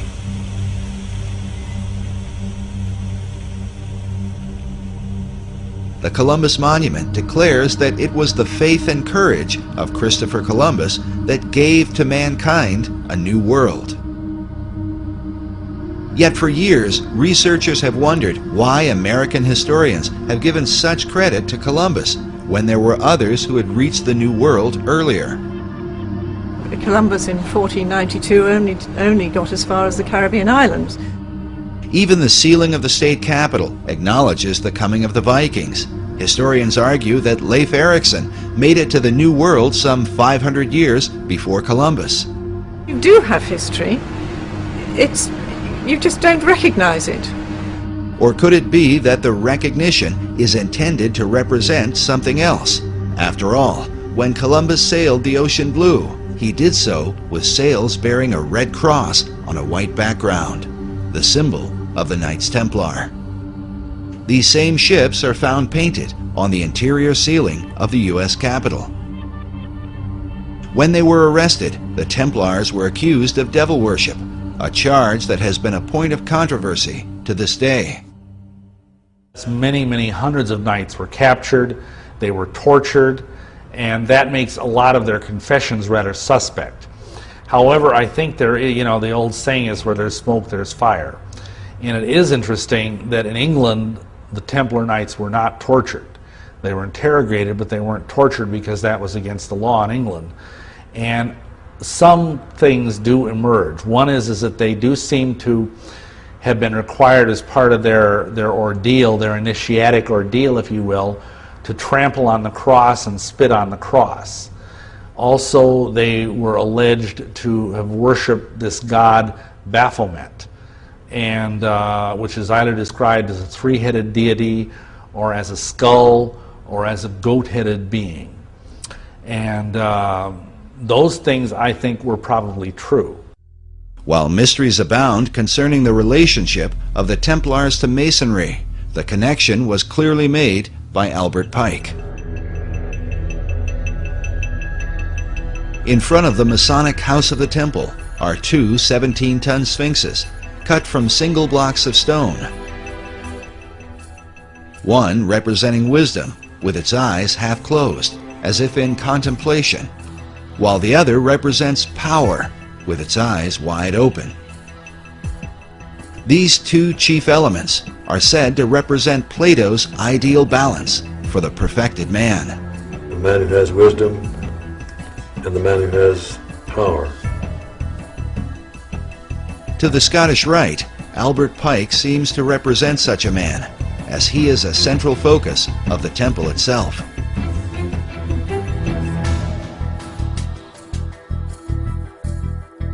A bust of Pike is featured at the top of a stone altar in the main hall. Next to it are Pike's own words: "What we have done for ourselves alone dies with us. What we have done for others and the world remains and is immortal."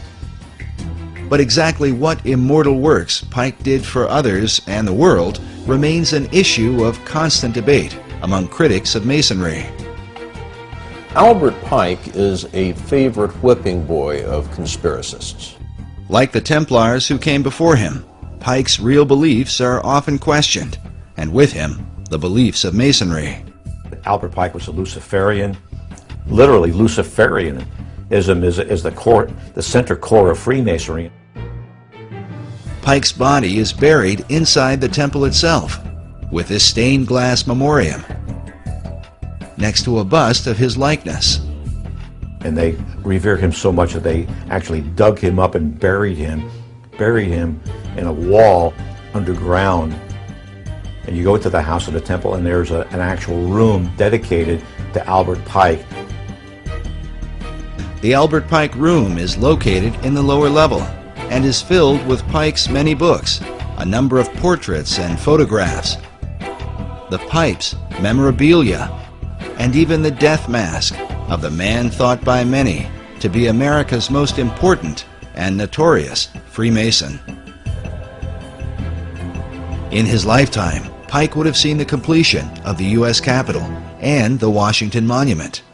He lived much of his life in Washington, D.C., and devoted himself to the promotion of Freemasonry.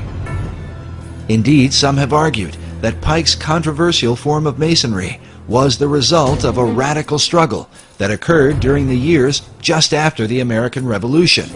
But how did this struggle come about, and what was its purpose? More importantly, could this influence have somehow impacted the design for Washington, D.C., and with it, the ultimate destiny of America?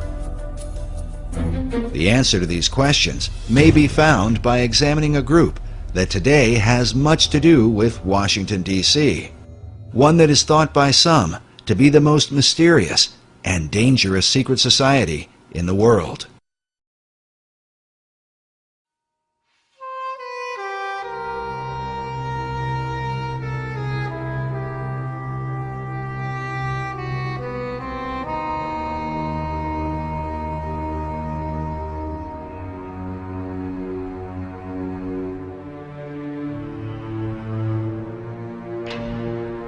General William Huntington Russell was at a university in Germany, studied the ways of a secret society that is sometimes spelled S-C-U-L-L,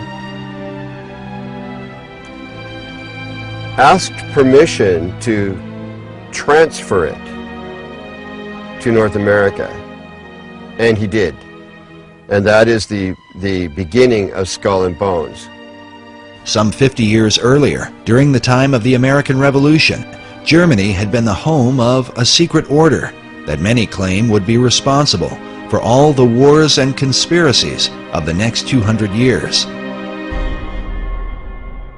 Could William Russell have become involved with a remnant of this German society?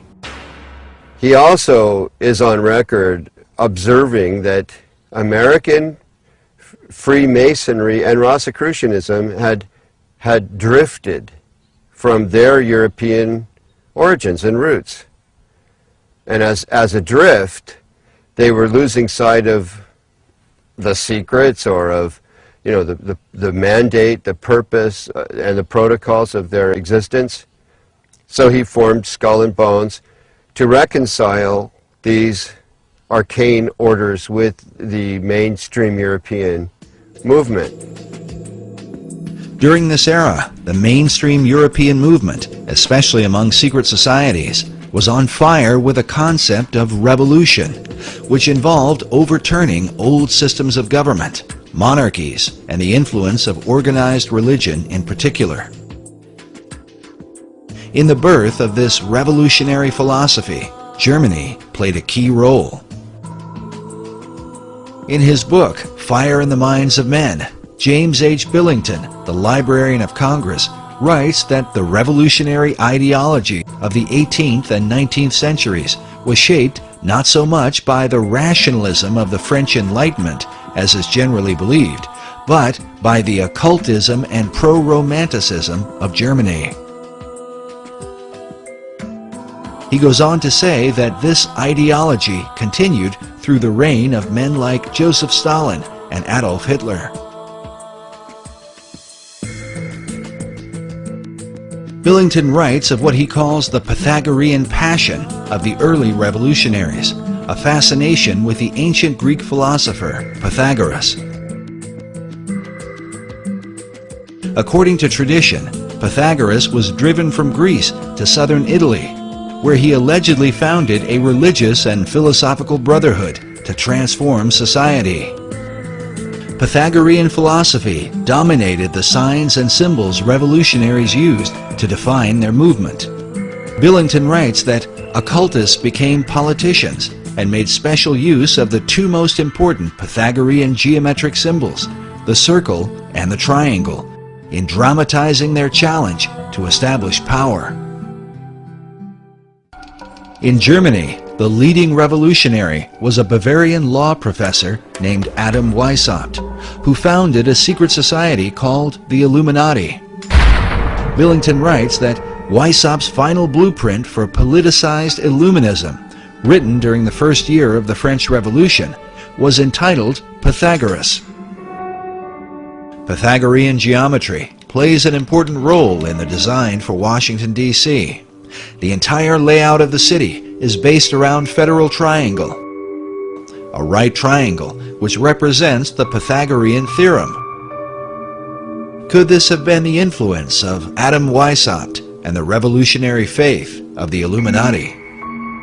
And if so, in what other ways could this mysterious and highly controversial group have impacted America? The Illuminati was an organization created in Bavaria. A Freemason named Adam Weishaupt created the Illuminati as an inner circle of Freemasons. And he was very definitely taken by the period of the Enlightenment.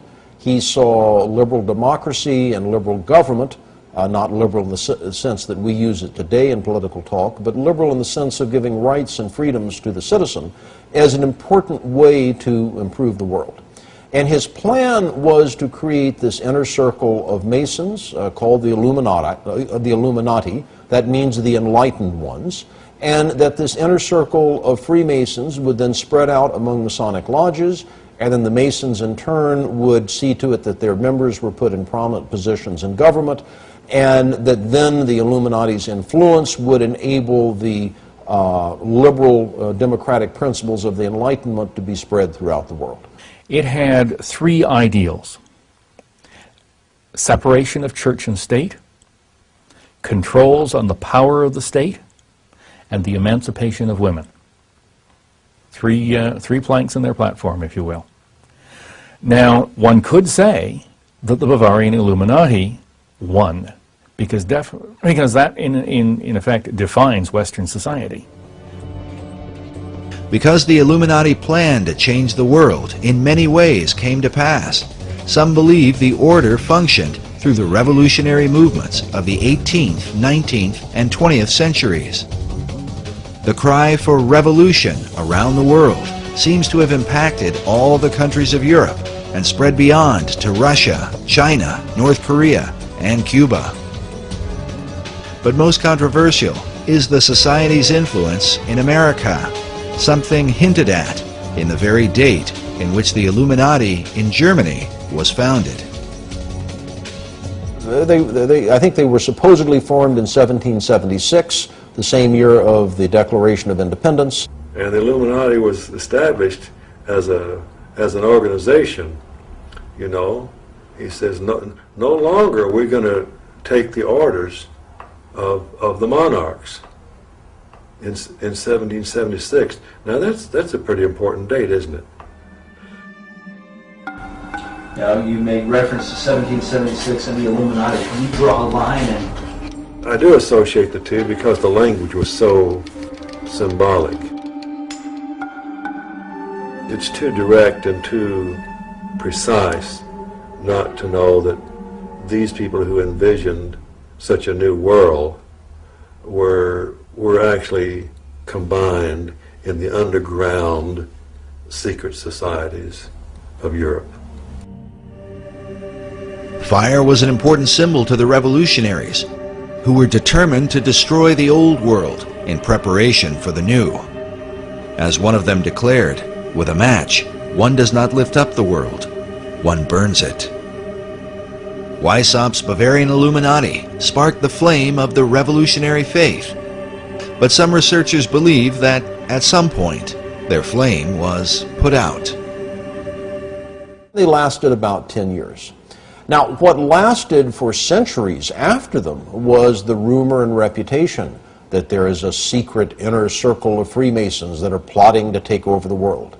John Robison in Scotland wrote a book, Proofs of a Conspiracy, where he talks about how the Illuminati are trying to take over Masonic lodges, and Masonic lodges are trying to take over the world. But the American lodges, by and large, externally, as we know, did not accept that because it wasn't needed. However, it doesn't mean that there weren't lodges within the United States that did. You had to have had some Freemasons that were members of the Illuminati, but were they in control of any lodges?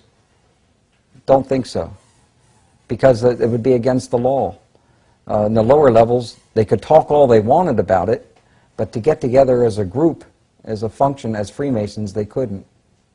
There was an Illuminati scare. How frightening is this? We've always known there was a Masonic lodge down the street. Could they be infiltrated by the Illuminati? Are they secretly trying to take over our government?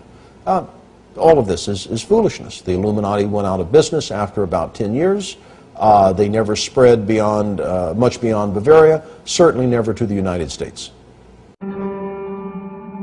It seems logical to some that Weissaup's organization was disbanded by 1786 after it had been discovered and outlawed by the Bavarian government the year before.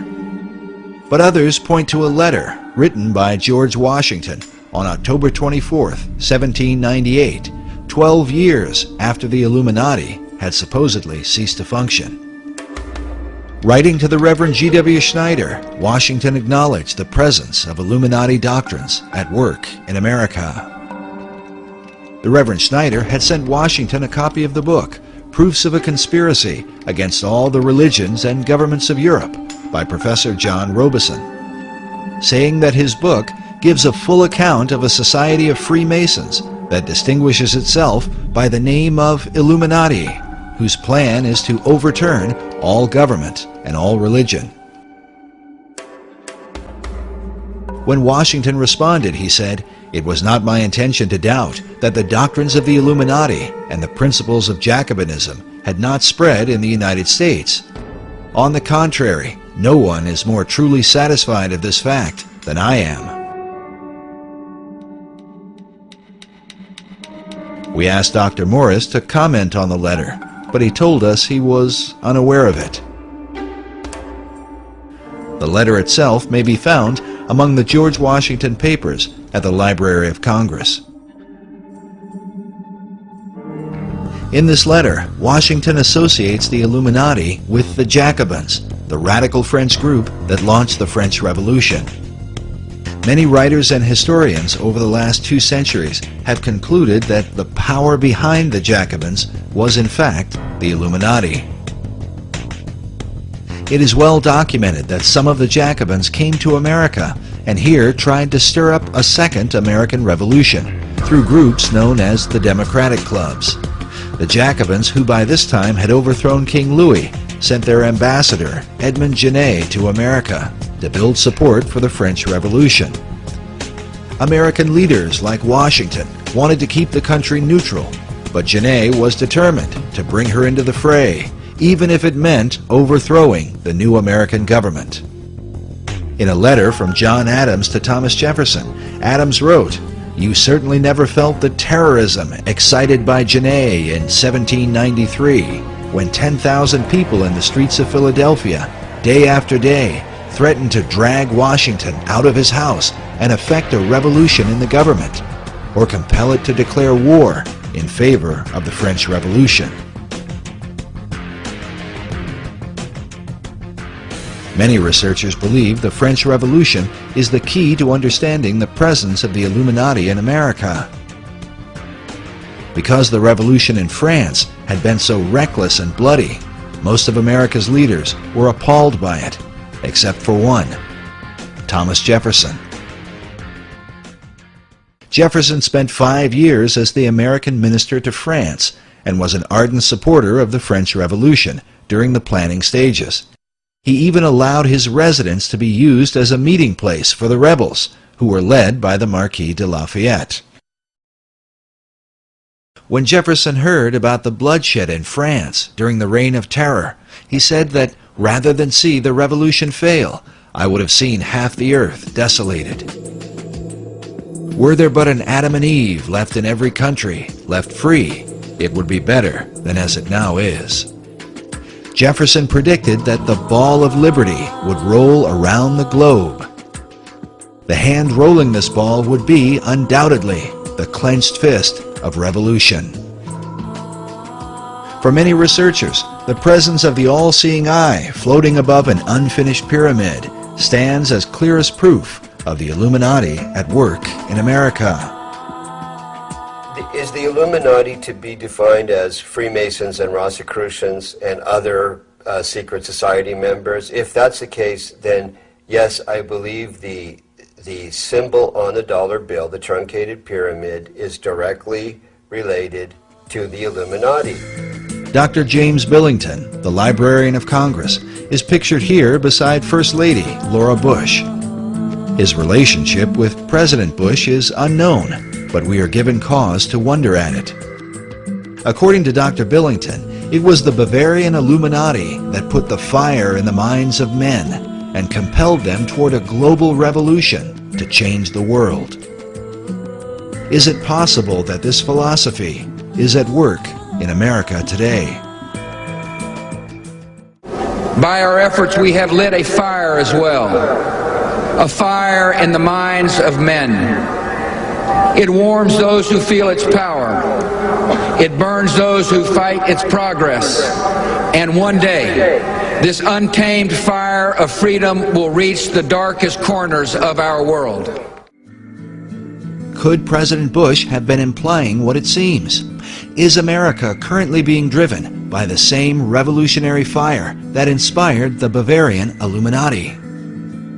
Bush is often said to be a fundamentalist Christian, but some of his critics claim his views are more ecumenical. As with Freemasonry, Bush believes in other routes to finding God. We all worship the same God, Christian and Muslim? I think we do. We have different routes of getting to the Almighty. Do Christians and non-Christians, do Muslims go to heaven, in your mind? Yes, they do.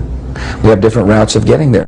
Is Bush's real belief a clue to understanding his membership in Skull and Bones?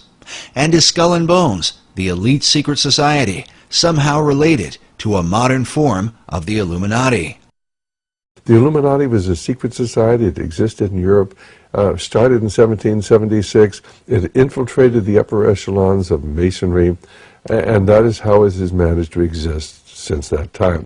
A chief piece of evidence is the radical presence of Citizen Genet. Genet is said to be responsible for the Whiskey Rebellion of 1794. And George Washington actually sent an army to put down this revolution that was incited by Citizen Genet, who was the French ambassador to the United States, who was a Jacobin, and the Jacobins were simply a front name for the Illuminati. The Illuminati was here. In 1798, the same year George Washington wrote his letter to the Reverend Schneider, another Reverend, Jedediah Morse, gave a speech in which he claimed that the Illuminati had its emissaries at work in America. Morse also associated the Illuminati with the French Jacobins. Among the chief icons of the Jacobins was the red cap worn by the French revolutionaries, known as the Phrygian cap, or the Cap of Liberty. easily recognized as a cap that, when worn, was often pulled forward, though sometimes to the side. The cap was not only worn by the French rebels, but was often shown symbolically at the end of a staff or upon the head of their goddess of liberty, Marianne, as in this famous painting that glorifies the French Revolution. This same Phrygian cap is found among the great seals of a number of U.S. states, on the official seal of the U.S. Army, and on several figures of liberty inside the Capitol building. But its place of greatest prominence seems to be in the Library of Congress, where the Phrygian cap is carved at the top of all the circular window frames and panels in the library.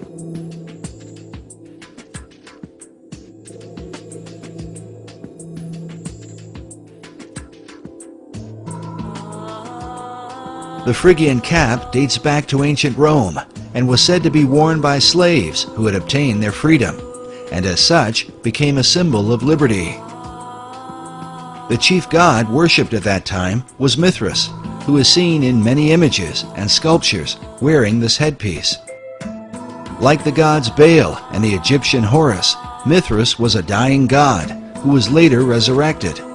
In the pantheon of pagan gods, Mithras occupies the place of the Masonic Christ. The Phrygian cap is also associated with the mythical figure of Ganymede, often portrayed as a handsome young man wearing this cap of liberty. Because of his beauty, Ganymede was carried away by Zeus in the form of an eagle and made the cupbearer of the gods. In time, Zeus gave him a place in the heavens, where he became the constellation Aquarius. Throughout the 20th century, esoteric teachers have taught that mankind is entering into the Age of Aquarius, also called the New Age. In fact, Freemasonry's premier publication, the Scottish Rite Journal, was once called the New Age magazine.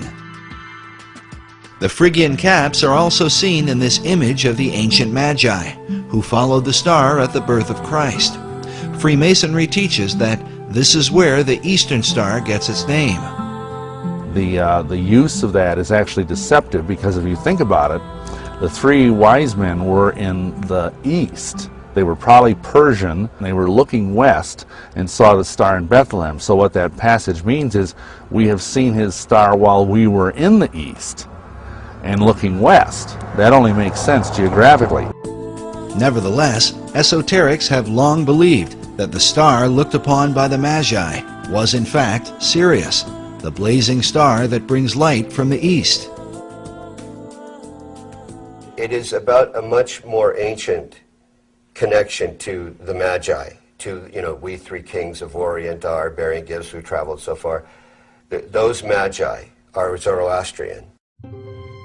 Yet not everyone accepts that the Magi were originally followers of Zoroaster. Many Bible scholars believe the Magi were Persians, who were influenced by the writings of the Old Testament prophet Daniel, who lived in that region during the time of Nebuchadnezzar the Great. One of the titles given to Daniel was Rab Mag, or Chief of the Magi. In his writings, Daniel was inspired by an angel who gave him a timeline in which to expect the Christ of Israel. Many scholars believe the Magi were in fact following the prophecies of Daniel. In contrast, Freemasons believe they were Zoroastrian mystics, guided by the star Sirius, and hence Sirius came to represent the Masonic concept of the Christ. This image shows the prophet Zoroaster wearing a Phrygian cap. Yet Zoroaster is most often portrayed with a beard, wearing a robe, belted at the waist, with an Eastern head garment. The name Zoroaster is said to mean Radiant One, and is a reference to the light that shines above his head, said to be the light of Sirius. The dog star Sirius is said to be at least one of the origins of the Masonic pentagram, which leads us, by far, to the most controversial element in the design for Washington, D.C.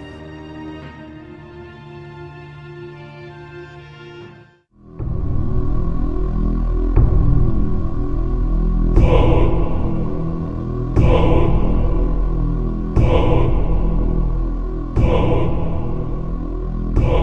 There is a pentagram that is produced by the angles of the streets and avenues to the north of the White House. You see the goat of Mendes appearing, the ears, the entire goat of Mendes, and the inverted five-pointed star, which is the goat of Mendes, built into the streets of Washington, D.C. No one could have that happen accidentally. I've heard sillier things, but not much. No, there are no satanic plans in the street plans of Washington, D.C. The presence of a pentagram in the street layout of Washington, D.C. is said to represent the darkest influence of Masonry in America's capital, and is the driving force behind images such as this one, which suggests that all the other buildings and monuments are of satanic origin. As many are aware, the presence of the pentagram is greatly disputed.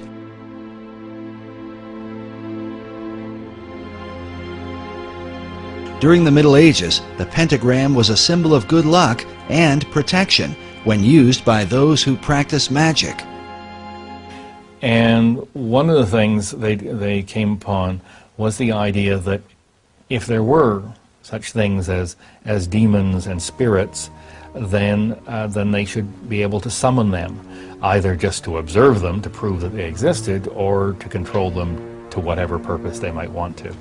These people were, I suggest, an early form of experimental scientists as much as they were magicians. They were just trying to see what would happen. And one of the things they decided to do is, if they were going to call up a spirit or a demon in a specific place, they'd draw a circle, and then they would put pentagrams at the corners as a warding sign to protect them from whatever danger that demon might pose to them. The inverted pentagram is seen as a highly satanic symbol. Meanwhile, placing a goat's head in the center of it is most often blamed on 19th century French occultist Eliphas Levi, who arbitrarily decided to say that the pentagram, one point up was a positive good luck, good fortune symbol, and one point down was a negative evil symbol. He provided no citations as to where he got that idea from, and there was nothing historically documented prior to him to suggest that anyone ever thought that was the case. This is an important issue because Eliphas Levi was arguably the most influential occultist of the 19th and 20th centuries. He was probably the most powerful sorcerer of the 19th century. His writings inspired every major occult leader, including Madame H.P. Blavatsky, Aleister Crowley, Manly P. Hall, and Albert Pike. Yes, indeed, Pike does quote Levi in his writings.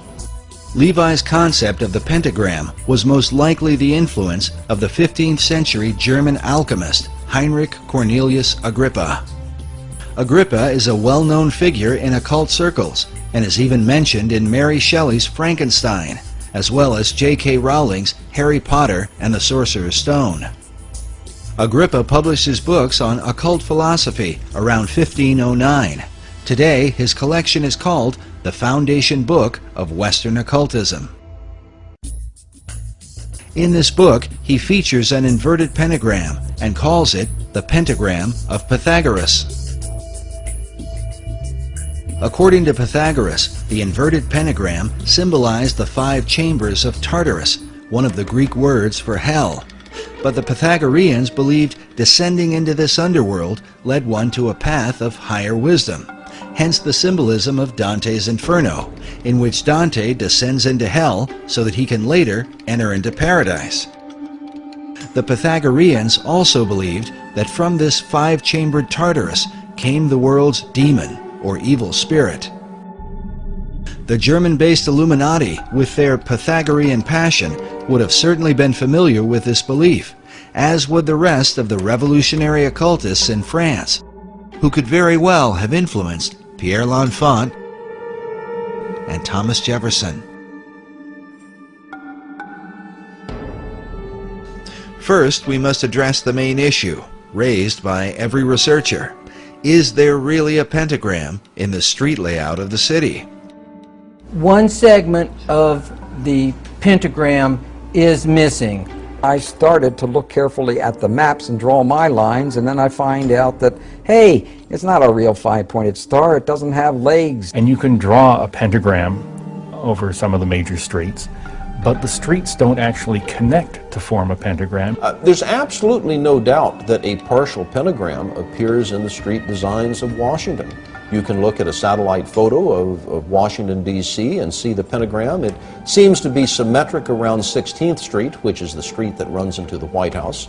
If you look at the earliest published maps of the District of Columbia, the design that was laid out by Pierre L'Enfant, you can see this partial pentagram. But it is just that, a partial pentagram. Rhode Island Avenue does not connect all the way through to Connecticut. I've always wondered to myself if we Masons are so all-fired powerful that we can have this satanic device put in the streets, how come we weren't smart enough or powerful enough to have it completed? But as I understand the use of the pentagram, it's the fact that it is a complete symbol that gives it its power and force. I've never heard of anything being associated with an uncompleted pentagram. Dr. Morris's assertion might seem complete, except for the fact that the unfinished or broken pentagram is a well-known symbol in the occult. Manly P. Hall writes of the uses of the pentagram in his book, The Secret Teachings of All Ages.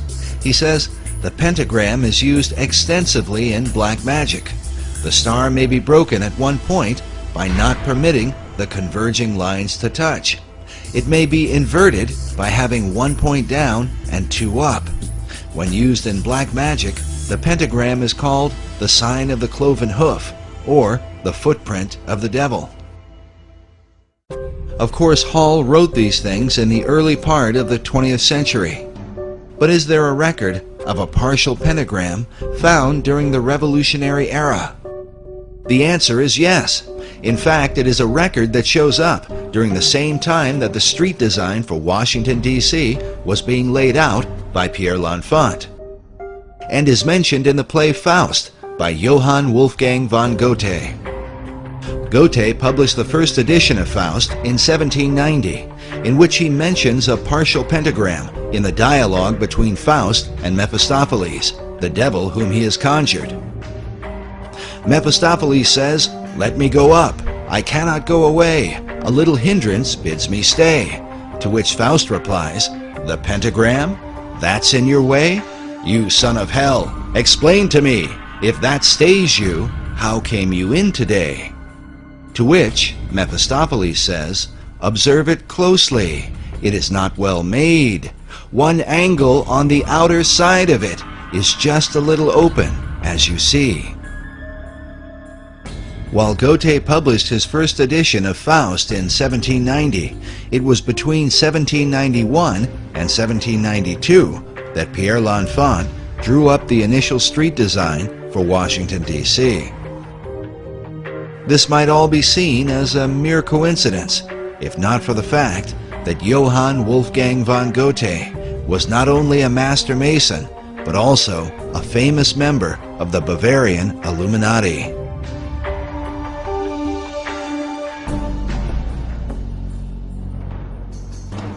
The Builder magazine, a Masonic publication, in September 1923, said of Goethe that it is no wonder that German Freemasons point with pride to his connection with their order.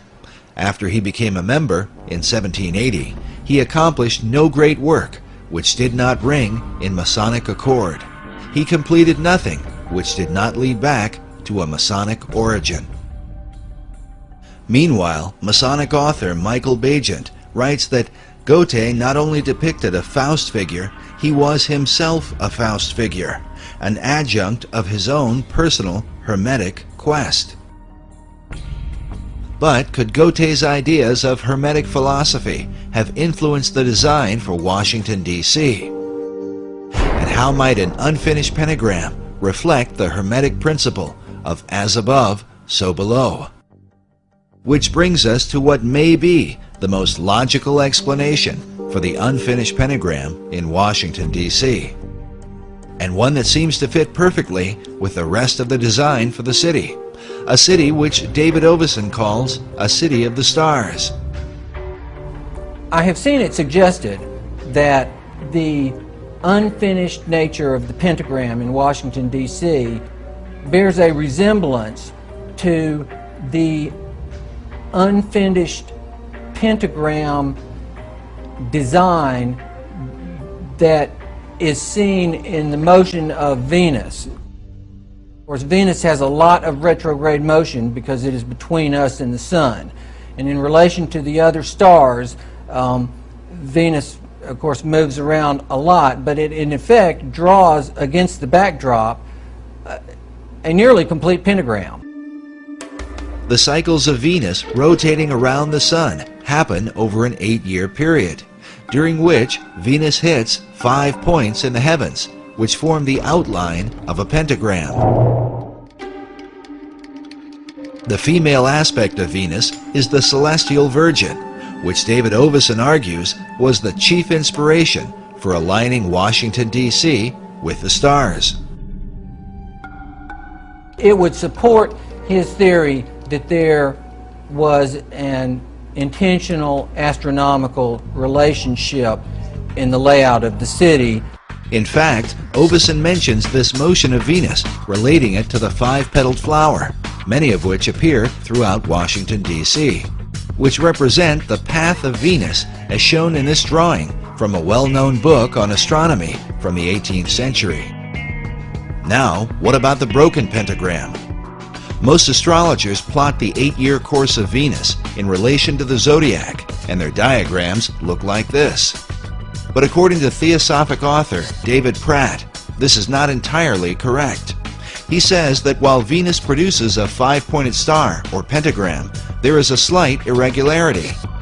For the pentagram is not completely closed, there being a difference of 2 days at the top, which could mean that the broken pentagram of Venus might look something like this.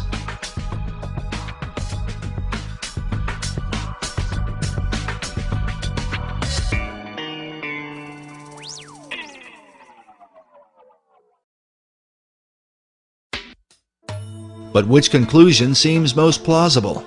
Is the pentagram merely an accident? Or does it represent some arcane magical ceremony? Or is it simply a reflection of Venus, according to the Hermetic principle, as above, so below? With symbols, there are always multiple levels, up to 7 different levels of interpretation. One interpretation of the pentagram is given by the Thelemic order of the Golden Dawn, which says that the pentagram is itself a perfect geometric symbol of the perfected man. Meanwhile, Eliphas Levi writes that the angels aspire to become men, for the perfect man, the man-God, is above even angels. Which brings us to the National Archives building in Washington, D.C. The building itself is surrounded by 72 massive columns. The number 72 is said to represent the most arcane figure in numerology. The reasons for this vary. The heart of man beats 72 times per minute. The sun drops back against the zodiac every 72 years. The pyramid on the dollar bill was designed with 72 stones. 7 plus 2 equals 9, which, in the occult, is the number of finality. And 9 is considered a reverse 6, which is said to be the number of the perfect man. And so it seems no accident that we should find 6 stars above the head of a figure sitting on a throne overlooking Pennsylvania Avenue, the hypotenuse of Federal Triangle. Beneath him on either side are the figures of a male and a female, with himself in between.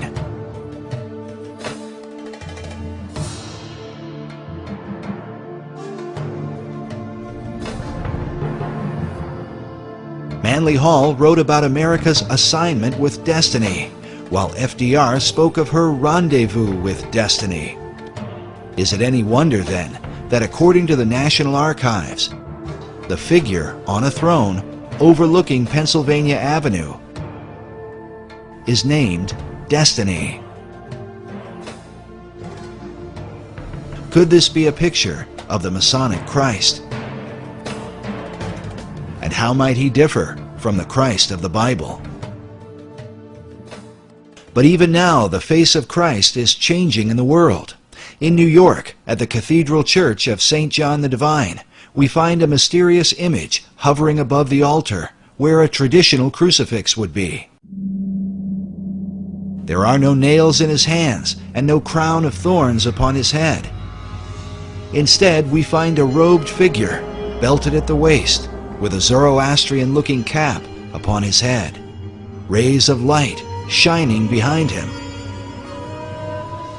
Could this be the Christ of the New Age?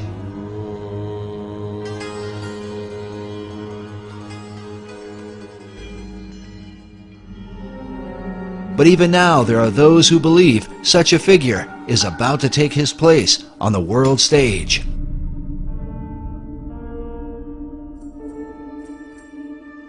In 1982, an English painter named Benjamin Creme took out full-page ads in newspapers around the world declaring the Christ is now here.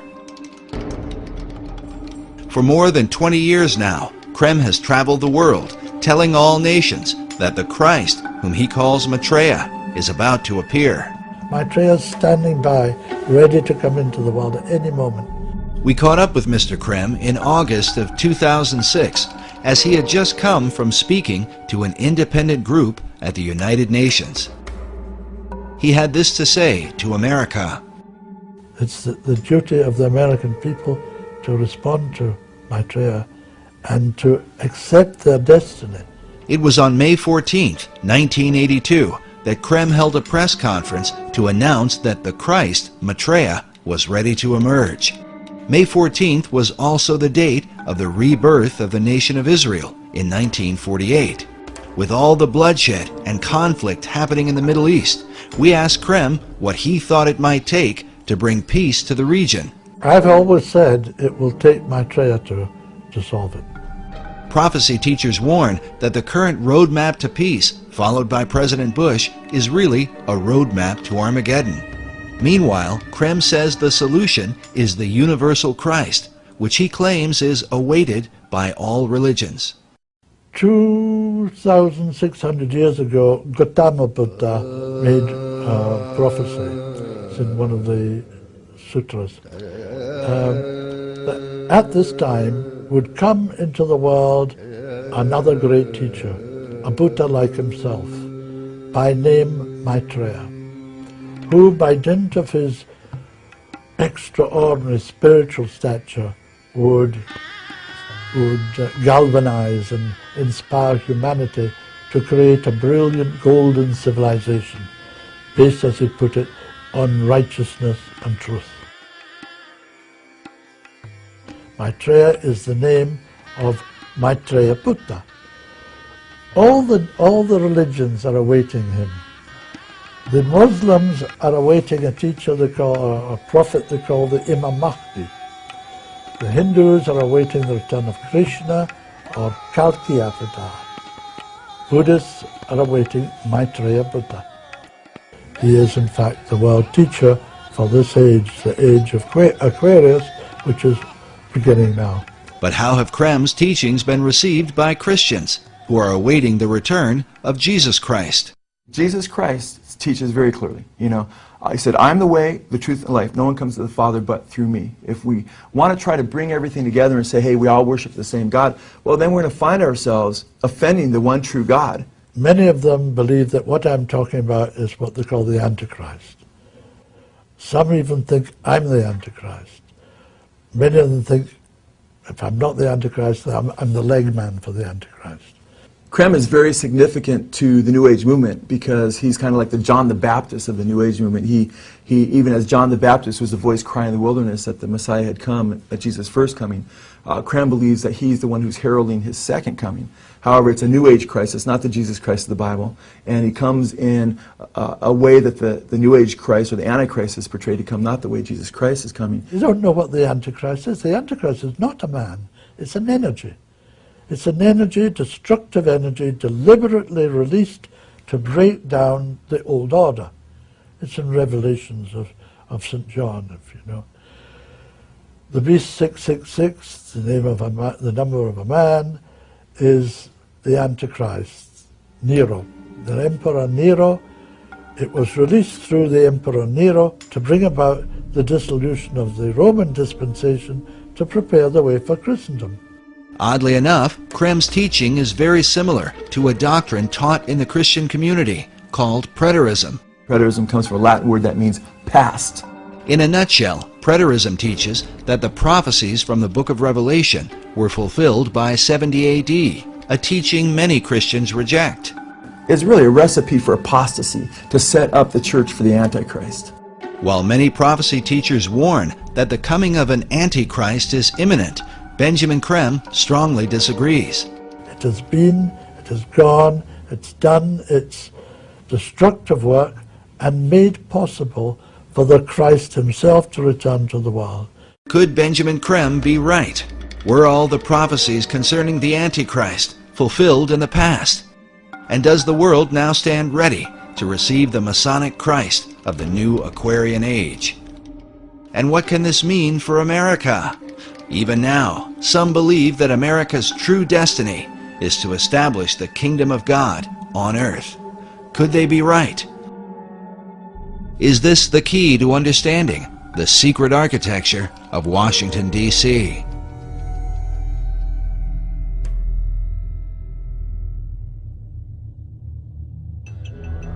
Maitreya himself spoke to me.